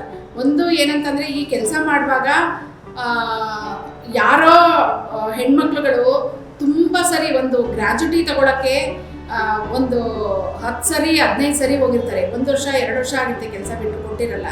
ನಮ್ಮ ಹತ್ರ ಬಂದಾಗ ನಾವೊಂದು ಫೋನ್ ಮಾಡಿದ್ರೆ ಮ್ಯಾನೇಜ್ಮೆಂಟ್ ಅವ್ರಿಗೆ 1 ವಾರದಲ್ಲಿ ಕ್ಲಿಯರ್ ಆಗುತ್ತೆ. ಅಥವಾ ಏನೋ ಬೋನಸ್ ಬಂದಿಲ್ಲ, PF ಬಂದಿಲ್ಲ, ಅಥವಾ ಕೆಲಸದಿಂದ ತೆಗೆದಾಕಿದ್ರು, ಏನೋ ಸಮಸ್ಯೆ ಅಂತ ನಮ್ಮ ಹತ್ರ ಬಂದಾಗ ಸಾಲ್ವ್ ಆಗುತ್ತೆ. ಅವಾಗ ಅವರು ಮುಖದಲ್ಲಿ ಖುಷಿ ನೋಡ್ತೀವಲ್ಲ, ಅವ್ರ ಖುಷಿಯಿಂದ ಇಲ್ಲಿ ಬಂದಾಗ ನಮಗೆ ಸಮಸ್ಯೆ ಬಗೆಹರಿತು ಅಂತ ಹೇಳೋವಂಥದ್ದೇ ಒಂದು ದೊಡ್ಡ ಖುಷಿ. ಮತ್ತು ನಾನು ಒಬ್ಬಳು ಗಾರ್ಮೆಂಟ್ ಹೆಣ್ಮಗಳಾಗಿ ಗಾರ್ಮೆಂಟ್ ಫ್ಯಾಕ್ಟ್ರಿಯಲ್ಲಿ ಕೆಲಸ ಮಾಡಿ ನನ್ನದೊಂದು ಕನಸೇನಿದೆ ಅಂದರೆ, ನಮ್ಮ ಗಾರ್ಮೆಂಟ್ ಹೆಣ್ಮಕ್ಳು ITBT ಕಂಪ್ನಿ ಥರ ಒಂದು ಒಳ್ಳೆ ಬಸ್ಸಿನ ವ್ಯವಸ್ಥೆಯಲ್ಲಿ ಹೋಗಬೇಕು, ಅವ್ರಿಗೂ ಒಳ್ಳೆ ಸಂಬಳ ಸಿಗಬೇಕು, ಒಂದು ಒಳ್ಳೆ ವಾತಾವರಣ ಇರಬೇಕು, ಕೆಲಸ ಮಾಡೋವಂಥ ವಾತಾವರಣ ಇರಬೇಕು, ಮತ್ತು ಅವ್ರಿಗೆ ಒಂದು ರೆಸ್ಪೆಕ್ಟ್ ಇರಬೇಕು, ಫ್ಯಾಕ್ಟ್ರಿ ಒಳಗಡೆ ಗೌರವ ಇರಬೇಕು, ಒಂದು ಘನತೆಯಿಂದ ನಾನು ಗಾರ್ಮೆಂಟ್ ಫ್ಯಾಕ್ಟ್ರಿ ವರ್ಕರು, ನಾನು ಗಾರ್ಮೆಂಟ್ ಫ್ಯಾಕ್ಟ್ರಿ ಕೆಲಸ ಮಾಡ್ತೀನಿ ಅಂತ ಹೆಮ್ಮೆಯಿಂದ ಹೇಳ್ಕೊಳ್ಳುವಂಥ ಒಂದು ವಾತಾವರಣನ ಕ್ರಿಯೇಟ್ ಮಾಡಬೇಕು. ಮತ್ತು ಎಲ್ಲ ಕಡೆ ಕಾರ್ಮಿಕರು ಯೂನಿಯನೈಸ್ ಆಗಬೇಕು, ಒಂದು ಯೂನಿಯನ್ ಮಾಡಿಕೊಂಡು ಯೂನಿಯನ್ ಮುಖಾಂತರ ಒಂದು ಒಳ್ಳೆ ವಾತಾವರಣನ ಕ್ರಿಯೇಟ್ ಮಾಡ್ಕೋಬೇಕು ಕೆಲಸದ ಜಾಗದಲ್ಲಿ ಎನ್ನುವಂಥದ್ದು ನನ್ನ ಆಸೆ ಸರ್. ಈಗ ಗಾರ್ಮೆಂಟ್ಸ್ ಅಂದರೆ ಒಂದು ಬಟ್ಟೆ ಆಗ್ಬೋದು, ಲೆದರ್ ಆಗ್ಬೋದು, ಅಥವಾ ಬೇರೆ ಬೇರೆ ನಾನಾ ರೀತಿಯ ಗಾರ್ಮೆಂಟ್ಸ್ಗಳನ್ನು ನಾವು ನೋಡ್ತೀವಿ. ಈ ಗಾರ್ಮೆಂಟ್ಸ್ಗಳಲ್ಲಿ ಯಾವ ರೀತಿಯ ಗಾರ್ಮೆಂಟ್ಸ್ಗಳನ್ನು ನೀವು ಪರಿಗಣಿಸಬಹುದು ನೋಡ್ತೀರಿ? ನಾವು ಎಲ್ಲ ಗಾರ್ಮೆಂಟ್ ಫ್ಯಾಕ್ಟ್ರಿ ಕರ್ನಾಟಕದಲ್ಲಿ ಹೇಳಿದ್ವಿ. ಇವಾಗ ಹಾಸನ, ತುಮಕೂರು, ಮೈಸೂರು, ಮಂಡ್ಯ, ಚಿತ್ರದುರ್ಗ, ದಾವಣಗೆರೆ, ದೊಡ್ಡಬಳ್ಳಾಪುರ, ಎಲ್ಲ ಕಡೆ, ಶಿವಮೊಗ್ಗ, ಎಲ್ಲ ಕಡೆ ಗಾರ್ಮೆಂಟ್ ಫ್ಯಾಕ್ಟ್ರಿ ಇದೆ. ಯಾವುದೇ ಥರದ ಕಾರ್ಮಿಕರ ಸಮಸ್ಯೆ ಬಂದ್ರೂ ನಾವು ತಗೊಳ್ತೀವಿ. ಬರೀ ಲೆದರು, ಕಾಟನ್ನು ಆ ಥರದ್ದಲ್ಲ. ಯಾವ ಫ್ಯಾಕ್ಟ್ರಿದ ಸಮಸ್ಯೆಗಳು ಬಂದ್ರೂ, ಗಾರ್ಮೆಂಟ್ ವರ್ಕರ್ ಸಮಸ್ಯೆಗಳು ಬಂದ್ರೂ ನಾವು ತಗೊಳ್ತೀವಿ. ಎಲ್ಲೇ ನಮ್ಮ ಕರ್ನಾಟಕ, ಈಗ ನಮ್ಮದು ಗಾರ್ಮೆಂಟ್ ಲೇಬರ್ ಯೂನಿಯನು ಕರ್ನಾಟಕದಾದ್ಯಂತ ಕೆಲಸ ಮಾಡ್ಬೋದು. ಹಂಗಾಗಿ ಎಲ್ಲಿ ಸಮಸ್ಯೆ ಬಂದ್ರೂ ನಾವು ತಗೊಂಡು ಕೆಲಸ ಮಾಡ್ತೀವಿ. ಅಂದ್ರೆ ಈಗ ಬೆಂಗಳೂರಲ್ಲಿ ಮಾತ್ರನೇ ತಮ್ಮದು ವಿಭಾಗ ಇರೋದು ಅಥವಾ ಬೇರೆ ಬೇರೆ ಕಡೆ? ಬೇರೆ ಬೇರೆ ಕಡೆ ಆಫೀಸ್ ಎಲ್ಲೂ ಇಲ್ಲ. ಆದರೆ ಆಫೀಸ್ ಇದೆ ಮೇಯ್ನ್ ಆಗಿ ಇರೋದು, ಎಲ್ಲೂ ಬೇರೆ ಬೇರೆ ಕಡೆ ಇಲ್ಲ. ಆದರೆ ಕೆಲಸ ಎಲ್ಲ ಕಡೆನೂ ಲಿಂಕ್ ಇದೆ, ಮತ್ತು ಮೆಂಬರ್ಗಳಿದ್ದಾರೆ, ಕಾಂಟ್ಯಾಕ್ಟ್ ಇದೆ. ನಾವು ಪಾಂಪ್ಲೆಟ್ಗಳನ್ನ ಮಾಡಿ, ಬೇರೆ ಬೇರೆ ಅವೇರ್ನೆಸ್ ಪಾಂಪ್ಲೆಟ್ಗಳನ್ನ ಮಾಡಿ ಎಲ್ಲ ಕಡೆನೂ ಹೋಗಿ ಹಂಚ್ತೀವಿ. ಹಂಗಾಗಿ ಕಾಂಟ್ಯಾಕ್ಟ್ ನಂಬರ್ ಇರುತ್ತೆ. ಸಮಸ್ಯೆಗಳು ಬಂದಾಗ ಕಾರ್ಮಿಕರು ಫೋನ್ ಮಾಡ್ತಾರೆ, ಕಾಂಟ್ಯಾಕ್ಟ್ ಮಾಡ್ತಾರೆ. ಅಂಥ ಸಂದರ್ಭದಲ್ಲಿ ಅವ್ರನ್ನ ಇಲ್ಲಿ ಬರೋಕ್ಕೆ ಹೇಳೋದು ಅಥವಾ ನಾವೇ ಅಲ್ಲಿ ಹೋಗಿ ಮಾತಾಡೋವಂಥದ್ದು ಸಮಸ್ಯೆಗಳಿದ್ರೆ ಮತ್ತು ಆ ಫ್ಯಾಕ್ಟ್ರಿಗೆ ಸಂಬಂಧಪಟ್ಟಂಥ ಮ್ಯಾನೇಜ್ಮೆಂಟಿಗೆ ಕಾಂಟ್ಯಾಕ್ಟ್ ಮಾಡಿ ಈ ಥರ ಸಮಸ್ಯೆ ಆಗಿದೆ ಅಂತ ಹೇಳಿ ನಾವು ಬಗೆಹರಿಸ್ತಾ ಇದ್ದೀವಿ. ಕರ್ನಾಟಕದಲ್ಲಿ ಅದು ಬೆಂಗಳೂರಿನಲ್ಲಿ ಗಾರ್ಮೆಂಟ್ ಡೇ ಅಂತ ಏನಾದ್ರು ಮಾಡಿದ್ರೆ ಇವ್ರಿಗೆ ಏನಾದ್ರು ಗಾರ್ಮೆಂಟ್ ಡೇ ಏನಾದ್ರು ಕೇಳಿದ್ರೆ ನೀವು ಇವರು? ಗಾರ್ಮೆಂಟ್ ಡೇ ಅಂತ ಇಲ್ಲ ಸರ್, ಆ ಥರದ್ದು ಏನು ಮಾಡಿಲ್ಲ. ಆದರೆ ಕಾರ್ಮಿಕ ದಿನಾಚರಣೆ ಅಂತ ಮಾಡ್ತೀವಿ ನಾವು. ಕಾರ್ಮಿಕ ದಿನಾಚರಣೆಯಲ್ಲಿ ನಾವು ಎಲ್ಲ ಸೆಂಟ್ರಲ್ ಟ್ರೇಡ್ ಯೂನಿಯನ್ಗಳ ಜೊತೆಗೆ ಸೇರಿಕೊಂಡು ಒಂದು ಮೇಡೆ ಪ್ರೋಗ್ರಾಮ್ನ ಮಾಡ್ತೀವಿ. ಇವಾಗ ಏನಂದರೆ ಮುಂಚೆ ಎಲ್ಲ ನಾವು ಪೀಣ್ಯದಲ್ಲೇ ಮಾಡ್ತಾಯಿದ್ದು, ದೊಡ್ಡ ರ್ಯಾಲಿ ಮಾಡಿ ಸಾವಿರಾರು ಜನ ಸೇರಿಸಿ ಮಾಡ್ತಾಯಿದ್ದು. ಇವಾಗ ಏನು ಸರ್ಕಾರ ಫ್ರೀಡಮ್ ಪಾರ್ಕ್ ಹತ್ರನೇ ಮಾಡಬೇಕು ಅಂತ ಹೇಳಿ ಎಲ್ಲ ಕಡೆನೂ ಮಾಡಬಾರ್ದು, ರೋಡ್ ಬ್ಲಾಕ್ ಆಗುತ್ತೆ ಅದು ಇದು ಅಂತ ಹೇಳಿರೋದ್ರಿಂದ ಫ್ರೀಡಮ್ ಪಾರ್ಕ್ ಹತ್ರ ಎಲ್ಲ ಟ್ರೇಡ್ ಯೂನಿಯನ್ಗಳ ಜೊತೆ ಹೋಗಿ ಸೇರಿಕೊಳ್ತೀವಿ. ಮತ್ತು ಏನು ಮಹಿಳಾ ದಿನಾಚರಣೆ ಮಾರ್ಚ್ 8 ಮಹಿಳಾ ದಿನಾಚರಣೆ ಸ್ಟಾರ್ಟ್ ಆಗುತ್ತೆ, ಅಂಥ ಸಂದರ್ಭದಲ್ಲಿ ವುಮೆನ್ ಇನ್ ಬ್ಲಾಕ್ ಮಾಡ್ತೀವಿ ನಾವು. ಮಹಿಳಾ ದಿನಾಚರಣೆಗಳನ್ನ ಮಾಡ್ತೀವಿ. ಮತ್ತು ಬೇರೆ ಬೇರೆ ಪ್ರೋಗ್ರಾಮ್ಗಳು ಅವ್ರಿಗೆ ಅವೇರ್ನೆಸ್ ಕೊಡುವಂಥದ್ದು, ಗೇಟ್ ಮೀಟಿಂಗ್ಗಳು, ಪಾಂಪ್ಲೆಟ್ ಕೊಡುವಂಥದ್ದು, ಇಂಥದ್ದೆಲ್ಲನೂ ಫ್ಯಾಕ್ಟ್ರಿಗಳ ಹತ್ರ ಹೋಗಿ ಅವರು ಏರಿಯಾಗಳಲ್ಲಿ ಮೀಟಿಂಗ್ ಮಾಡುವಂಥದ್ದು, ಇಂಥದ್ದೆಲ್ಲನೂ ಕಾರ್ಯಕ್ರಮಗಳನ್ನ ನಾವು ಮಾಡ್ತಾ ಇದ್ದೀವಿ ಸರ್. ಇವರಿಗೆ ಎಲ್ಲ ನಿಮ್ಮ ಮೆಂಬರ್ಸ್ ಮಾಡ್ಕೊಂಡಿದ್ದೀವಿ, ಅವ್ರಿಗೆ ಇಷ್ಟು ಅಂತ ಹೇಳಿ ಹಣ ಫೀಸ್ ಅಂತ ಫಿಕ್ಸ್ ಮಾಡಿ ಅವ್ರನ್ನೇನಾದರೂ ವರ್ಷಕ್ಕೆ ಎಷ್ಟು ಒಂದು ಕೊಡಬೇಕು ಅಂತ ಹೇಳೋದು ನಿಮ್ಮ ಅಕೌಂಟಬಿಲಿಟಿ ಮಾಡ್ಕೊಂಡಿದ್ದೀರಾ ಹಾಗೆ? ಹೌದು, ಇದು ಟ್ರೇಡ್ ಯೂನಿಯನ್ ರಿಜಿಸ್ಟರ್ಡ್ ಯೂನಿಯನ್ ಆಗಿರೋದ್ರಿಂದ ಅದಕ್ಕೆ ಫೀಸ್ ಇದೆ. ನಮ್ಮದು ಬೈಲಾ ಇದೆ, ಬೈಲಾ ಪ್ರಕಾರನೇ ನಾವು ಬೈಲಾದಲ್ಲಿ ಏನಿದೆಯೋ ಅದ್ರ ಪ್ರಕಾರನೇ ನಾವು ತೊಗೊಳ್ತೀವಿ. ಒಂದು ಏನಂತಂದರೆ ಹೌದು, ನಮ್ಮದು 300 ರೂಪಾಯಿ ಮೆಂಬರ್ಶಿಪ್ ಫೀಸ್ ಇದೆ. ಫಸ್ಟ್ ಟೈಮ್ಗೆ 300 ರೂಪಾಯಿ ಕೊಡಬೇಕು. ರಿಜಿಸ್ಟ್ರೇಷನ್ ಫೀಸ್ 50 ರೂಪಾಯಿ, 60 ರೂಪಾಯಿ, 240 ರೂಪಾಯಿ ಪ್ರತಿ ವರ್ಷ ರಿನ್ಯೂವಲ್ ಮಾಡ್ಕೊಳ್ಬೇಕು. ಅದು ನಮ್ಮ ಹತ್ರ ಅಕೌಂಟ್ ಇದೆ, ಯೂನಿಯನ್ ಹೆಸರಲ್ಲಿ ಅಕೌಂಟ್ ಇದೆ. ಮತ್ತು ನಮ್ಮದು ಆಡಿಟಿಂಗ್ ಆಗುತ್ತೆ, ಪ್ರತಿ ವರ್ಷ ನಾವು ಆಡಿಟಿಂಗ್ ಮಾಡಿಸಿ ಲೇಬರ್ ಡಿಪಾರ್ಟ್ಮೆಂಟ್ಗೆ ರಿಟರ್ನ್ಸ್ ಫೈಲ್ ಮಾಡ್ತೀವಿ. ಇದು ಲೆಕ್ಕ ಎಲ್ಲ ಇದೆ. ಮೆಂಬರ್ಶಿಪ್ ಮಾಡಿಕೊಳ್ಳೇಬೇಕು. ಯಾಕೆಂತಂದರೆ ಸಂಘಟನೆ ನಡಿಬೇಕಾಗಿರೋದೇ ಮೆಂಬರ್ಶಿಪ್ಪಿಂದ. ಕಾರ್ಮಿಕರು ಕೊಟ್ಟರೇನೇ ಅದು ಅವ್ರಿಗೆ ನಮ್ಮದು ಸಂಘಟನೆ ಅಂತ ಒಂದು ಭಾವನೆ ಬರುತ್ತೆ. ಹಾಗಾಗಿ ನಾವು ಬೈಲಾ ಏನಿದೆಯೋ ಬೈಲಾ ಪ್ರಕಾರನೇ ನಾವು ಮೆಂಬರ್ಶಿಪ್ನ ಮಾಡಿಕೊಂಡು ಫೀಸನ್ನು ತೊಗೊಳ್ತಾ ಇದ್ದೀವಿ ಸರ್. ಓಕೆ, ನಿಮ್ಮ ಈ ಒಂದು ಗಾರ್ಮೆಂಟ್ಸ್ ಲೇಬರ್ ಯೂನಿಯನ್ ಅನೇಕ ಪ್ರಯತ್ನಗಳಲ್ಲಿ ಸಾಧನೆಗಳನ್ನು ಮಾಡಿದೆ, ಪರಿಹಾರಗಳನ್ನು ಹುಡುಕೊಟ್ಟಿದೆ. ಇಲ್ಲ ಈ ಪರಿಹಾರ ಸಮಸ್ಯೆ ನನಗೆ ಸಿಗ್ಲಿಲ್ಲ, ನನಗೆ ಇಲ್ಲಿ ಆಗ್ತಾ ಇಲ್ಲ ಅಂತ ಏನಾದರೂ ಯಾವತ್ತಾದರೂ ಅಸಹಾಯಕತನದಲ್ಲಿ ನೀವು ನಿಂತಿದ್ದೀಯಾ? ಒಂದು ಏನಂತಂದರೆ ವೇಜಸ್ ವಿಷಯದಲ್ಲಿ ಖಂಡಿತ ಆಗ್ತಾ ಇದೆ ಸರ್. ವೇಜಸ್ಸು ಯಾಕೆ ಅಂತಂದರೆ ಸುಮಾರು ವರ್ಷಗಳಿಂದ ನಾವು ತುಂಬ ಸ್ಟ್ರಗಲ್ ಮಾಡ್ತಾ ಇದ್ದೀವಿ. ಏನಂತಂದರೆ ಕನಿಷ್ಠ ವೇತನ 3 to 5 ಇಯರ್ಸ್ಗೆ ರಿವೈಸ್ ಆಗಬೇಕು ಅಂತ ಇದೆ, 3 ರಿಂದ 5 ವರ್ಷಕ್ಕೆ ರಿವೈಸ್ ಆಗಬೇಕು ಅಂತ. ಇವತ್ತು 50 ವರ್ಷ ಆಗಿದೆ. 1974ರಲ್ಲಿ ಗಾರ್ಮೆಂಟ್ ಫ್ಯಾಕ್ಟ್ರಿ ಶುರುವಾಗಿದ್ದು ಈಗಲೂ ಕೂಡ ಒಂದು 4 ರಿಂದ 5 ಸತಿ ಮಿನಿಮಮ್ ವೇಜ್ ರಿವೈಸ್ ಆಗಿರ್ಬೋದು. ಆದರೆ ನಾವಿವತ್ತು ಸಂಬಳ ಏನು ಕೇಳ್ತಾ ಇದ್ದೀವಿ, ಇವತ್ತು ಬದುಕುವ ವೇತನ ಏನು ಕನಿಷ್ಠ ವೇತನ, ಇವತ್ತು ಲಿವಿಂಗ್ ಕಾಸ್ಟು, ಬೆಂಗಳೂರದು ಲಿವಿಂಗ್ ಕಾಸ್ಟು ಅಥವಾ ಕರ್ನಾಟಕದ ಲಿವಿಂಗ್ ಕಾಸ್ಟು ನೋಡಿಕೊಂಡ್ರೆ ಇವತ್ತು ನಮ್ಮ ಸೆಂಟ್ರಲ್ ಟ್ರೇಡ್ ಯೂನಿಯನ್ಗಳೆಲ್ಲ ಸೇರಿ ಒಂದು 35,000 ವೇಜಸ್ಸು ಸಿಗಬೇಕು ಅಂತ ಹೇಳಿ ಒಂದು ಮಾಡಿದ್ದಾರೆ. ಆದರೆ ಆ ಮಿನಿಮಮ್ ವೇಜಸ್ಸನ್ನು ಕಾಲಕ್ಕೆ ರಿವೈಸ್ ಮಾಡಿದರೆ ಇವತ್ತು 35,000 ದೊಡ್ಡದಲ್ವೇ ಇಲ್ಲ, ಇಷ್ಟೊತ್ತಿಗೆ ರೀಚ್ ಆಗ್ತಾ ಇದ್ರು. ಆದರೆ ಗಾರ್ಮೆಂಟ್ ಕಾರ್ಮಿಕರು ಇವತ್ತು 10 ರಿಂದ 12,000ದಲ್ಲಿ ಇದ್ದಾರೆ ಅಂದರೆ ಅದನ್ನು ಕರೆಕ್ಟಾಗಿ ಇಂಪ್ಲಿಮೆಂಟೇಷನ್ ಮಾಡಿಲ್ಲ. ಮತ್ತು ಸರ್ಕಾರನೂ ಕೂಡ ಜವಾಬ್ದಾರಿ ತಗೊಂಡಿಲ್ಲ. ಅದಕ್ಕೆ ನಾನು ಹೇಳ್ತಾ ಇರೋದು, ಸರ್ಕಾರ ಇದರಲ್ಲಿ ವಿಶೇಷ ಗಮನ ಕೊಟ್ಟು ಗಾರ್ಮೆಂಟ್ ಕಾರ್ಮಿಕರಿಗೆ ಸಂಬಳನ ಹೆಚ್ಚಳ ಮಾಡಿದ್ರೆ ಕಾರ್ಮಿಕರು ನೆನೆಸ್ಕೊಳ್ತಾರೆ ಮತ್ತು ಒಂದು ಬದಲಾವಣೆಗಳು ಸುಧಾರಿಸ್ತಾರೆ. ಮಹಿಳೆಯರು ಇದರಲ್ಲಿ ಹೆಚ್ಚಿಗೆ ಇರೋದ್ರಿಂದ ಒಂದು ಚೇಂಜಸ್ನ ನಾವು ಖಂಡಿತ ತರ್ಬೋದು ಅಂತ ಅನಿಸುತ್ತೆ. ಅದರಲ್ಲಿ ಖಂಡಿತ ನನಗೆ ತುಂಬ ಬೇಜಾರಿದೆ ಸರ್. ಸ್ಯಾಲ್ರಿ ವಿಷಯದಲ್ಲಿ ತುಂಬ ಬೇಜಾರಾಗಿದೆ. ಸರ್ಕಾರ ಕೂಡ ನಿಮ್ಮ ಜೊತೆ ಸಹಕಾರ ಕೊಟ್ಟು ಎಲ್ಲರೂ ಸೇರಿ ಸಹಭಾಗಿತ್ವದಲ್ಲಿ ಬದುಕಿದ್ರೆ ನಿಮಗೆ ಎಲ್ಲ ಸಮಸ್ಯೆಗಳನ್ನ ಪರಿಹಾರ ಕೊಡಬೇಕು. ಖಂಡಿತ ಸರ್. ಸೊ ಧನ್ಯವಾದಗಳು. ಗಾರ್ಮೆಂಟ್ಸ್ ಲೇಬರ್ ಯೂನಿಯನ್ನಲ್ಲಿ ನಿಮ್ಮ ಈಗ ಹೇಳಿದ್ರೆ ಸಂತೋಷ ಆಯಿತು. ಹಾಗೆಯೇ ನಿಮ್ಮ ಅಂತಿಮವಾಗಿ ಹೇಳೋದಾದರೆ ಈ ಕನಸೇನು, ಈ ಗಾರ್ಮೆಂಟ್ಸ್ ಲೇಬರ್ ಯೂನಿಯನ್ ಬೆಳವಣಿಗೆ ಹೇಗಾಗಬೇಕು ಅಂತ ನೀವು ಯೋಚನೆ ಮಾಡ್ತೀವಿ? ಹೇಳುದಿಲ್ಲ ಸರ್, ನಾವು ಕರ್ನಾಟಕದಾದ್ಯಂತ ಕೆಲಸ ಮಾಡಬೇಕು ಅಂತ ಯೋಚನೆ ಇದೆ, ನಮ್ಮ ಉದ್ದೇಶ ಇದೆ. ನನ್ನ ಕನಸು ಏನಂತಂದರೆ ನಮ್ಮ ಹೆಣ್ಮಕ್ಳಿಗೆ ಫಸ್ಟ್ ಆಫ್ ಆಲ್ ಗೌರವ ಸಿಗಬೇಕು, ಒಂದು ಪೀಸ್ಫುಲ್ಲಾಗಿ ಕೆಲಸ ಮಾಡೋವಂಥ ವಾತಾವರಣ ಸಿಗಬೇಕು, ಒಳ್ಳೆ ಸಾರಿಗೆ ವ್ಯವಸ್ಥೆ, ಅವ್ರಿಗೆ ಒಳ್ಳೆ ಕ್ರೀಚು, ಡಾಕ್ಟರ್ ಸೌಲಭ್ಯ ಇರ್ಬೋದು, ಅವ್ರಿಗೆ ಫ್ರೀ ಊಟ ಇರ್ಬೋದು, ಈ ಥರದ್ದು ಒಳ್ಳೆ ಸಂಬಳ ಇರ್ಬೋದು. ಈ ಥರದ್ದು ಒಂದು ಬದಲಾವಣೆಗಳು ಕಾಣಬೇಕಾಗುತ್ತೆ. ಮತ್ತು ಎಲ್ಲ ಫ್ಯಾಕ್ಟ್ರಿಗಳಲ್ಲೂ ಎಲ್ಲ ಕಾರ್ಮಿಕರು ಒಂದು ಯೂನಿಯನೈಸ್ ಆಗಿ ಒಂದು ಒಳ್ಳೆ ಅವೇರ್ನೆಸ್ ತೊಗೊಂಡು ಒಂದು ಕಲೆಕ್ಟಿವ್ ಬಾರ್ಗೇನಿಂಗ್ ಅಗ್ರಿಮೆಂಟು ಫ್ಯಾಕ್ಟ್ರಿ ಒಳಗಡೆ ಮಾಡಿಕೊಂಡಾಗ ನನ್ನ ಕನಸು ಫುಲ್ಫಿಲ್ ಆಯಿತು ಅಂತ ಅನಿಸುತ್ತೆ. ನಾನೊಬ್ಳು ಕಾರ್ಮಿಕಳಾಗಿ ಕೆಲಸ ಮಾಡಿ ಅಲ್ಲಿವರೆಗೆ ನಾವು ಒಂದು ಏನು ಅಲ್ಲಿ ಒಂದು ಗುರಿ ಇದೆ, ಆ ಗುರಿ ಮುಟ್ಟೋವರೆಗೆ ನಾವು ಕೆಲಸಗಳನ್ನ ಮಾಡಬೇಕು ಅಂತ ನಮ್ಮ ಉದ್ದೇಶ ಇದೆ ಸರ್. ಧನ್ಯವಾದಗಳು. ನಿಮ್ಮ ಅಮೂಲ್ಯವಾದ ಸಮಯವನ್ನು ನಮ್ಮ ರಾಜಧಾನಿ ವಾಹಿನಿ ಕೊಟ್ಟಿದ್ದಕ್ಕೆ ಧನ್ಯವಾದಗಳು. Thank you sir. ನಿಮಗೂ ಕೂಡ ನೀವು ಬಂದು ಇಲ್ಲಿ ಗಾರ್ಮೆಂಟ್ ಲೇಬರ್ ಯೂನಿಯನ್ ಆಫೀಸಿಗೆ ಬಂದು ಕಾರ್ಮಿಕರು ಸಮಸ್ಯೆಗಳು ಏನೆಲ್ಲ ಇದೆ ಅಂತ ಹೇಳಿ ಕೇಳಿಕೊಂಡು ನೀವು ನಿಮ್ಮ ಚಾನಲಲ್ಲಿ ಪ್ರಚಾರ ಮಾಡ್ತಾ ಇರೋದಕ್ಕೆ ಮತ್ತು ನನ್ನನ್ನು ಇಂಟರ್ವ್ಯೂ ಮಾಡೋದಕ್ಕೆ ರಾಜಧಾರಿ ಟಿವಿಗೆ ನಾನು ಕೂಡ ಹೃತ್ಪೂರ್ವಕ ಧನ್ಯವಾದಗಳನ್ನ ಹೇಳ್ತೀನಿ sir. Thank you so much sir. ನಮಸ್ಕಾರ ಸರ್. ಕೇಳಿದ್ರಲ್ಲ ಸ್ನೇಹಿತರೆ, ಇವತ್ತು ಈ ಮಹಿಳೆಯರು ಕಟ್ಕೊಂಡ ಈ ಗ್ಲೂ ಹೇಗೆ ಅವರ ಜೀವನದಲ್ಲಿ ಒಂದು ಹೊಸ ಗ್ಲೋವನ್ನು ತರ್ತಾ ಇದೆ ಅಂತ.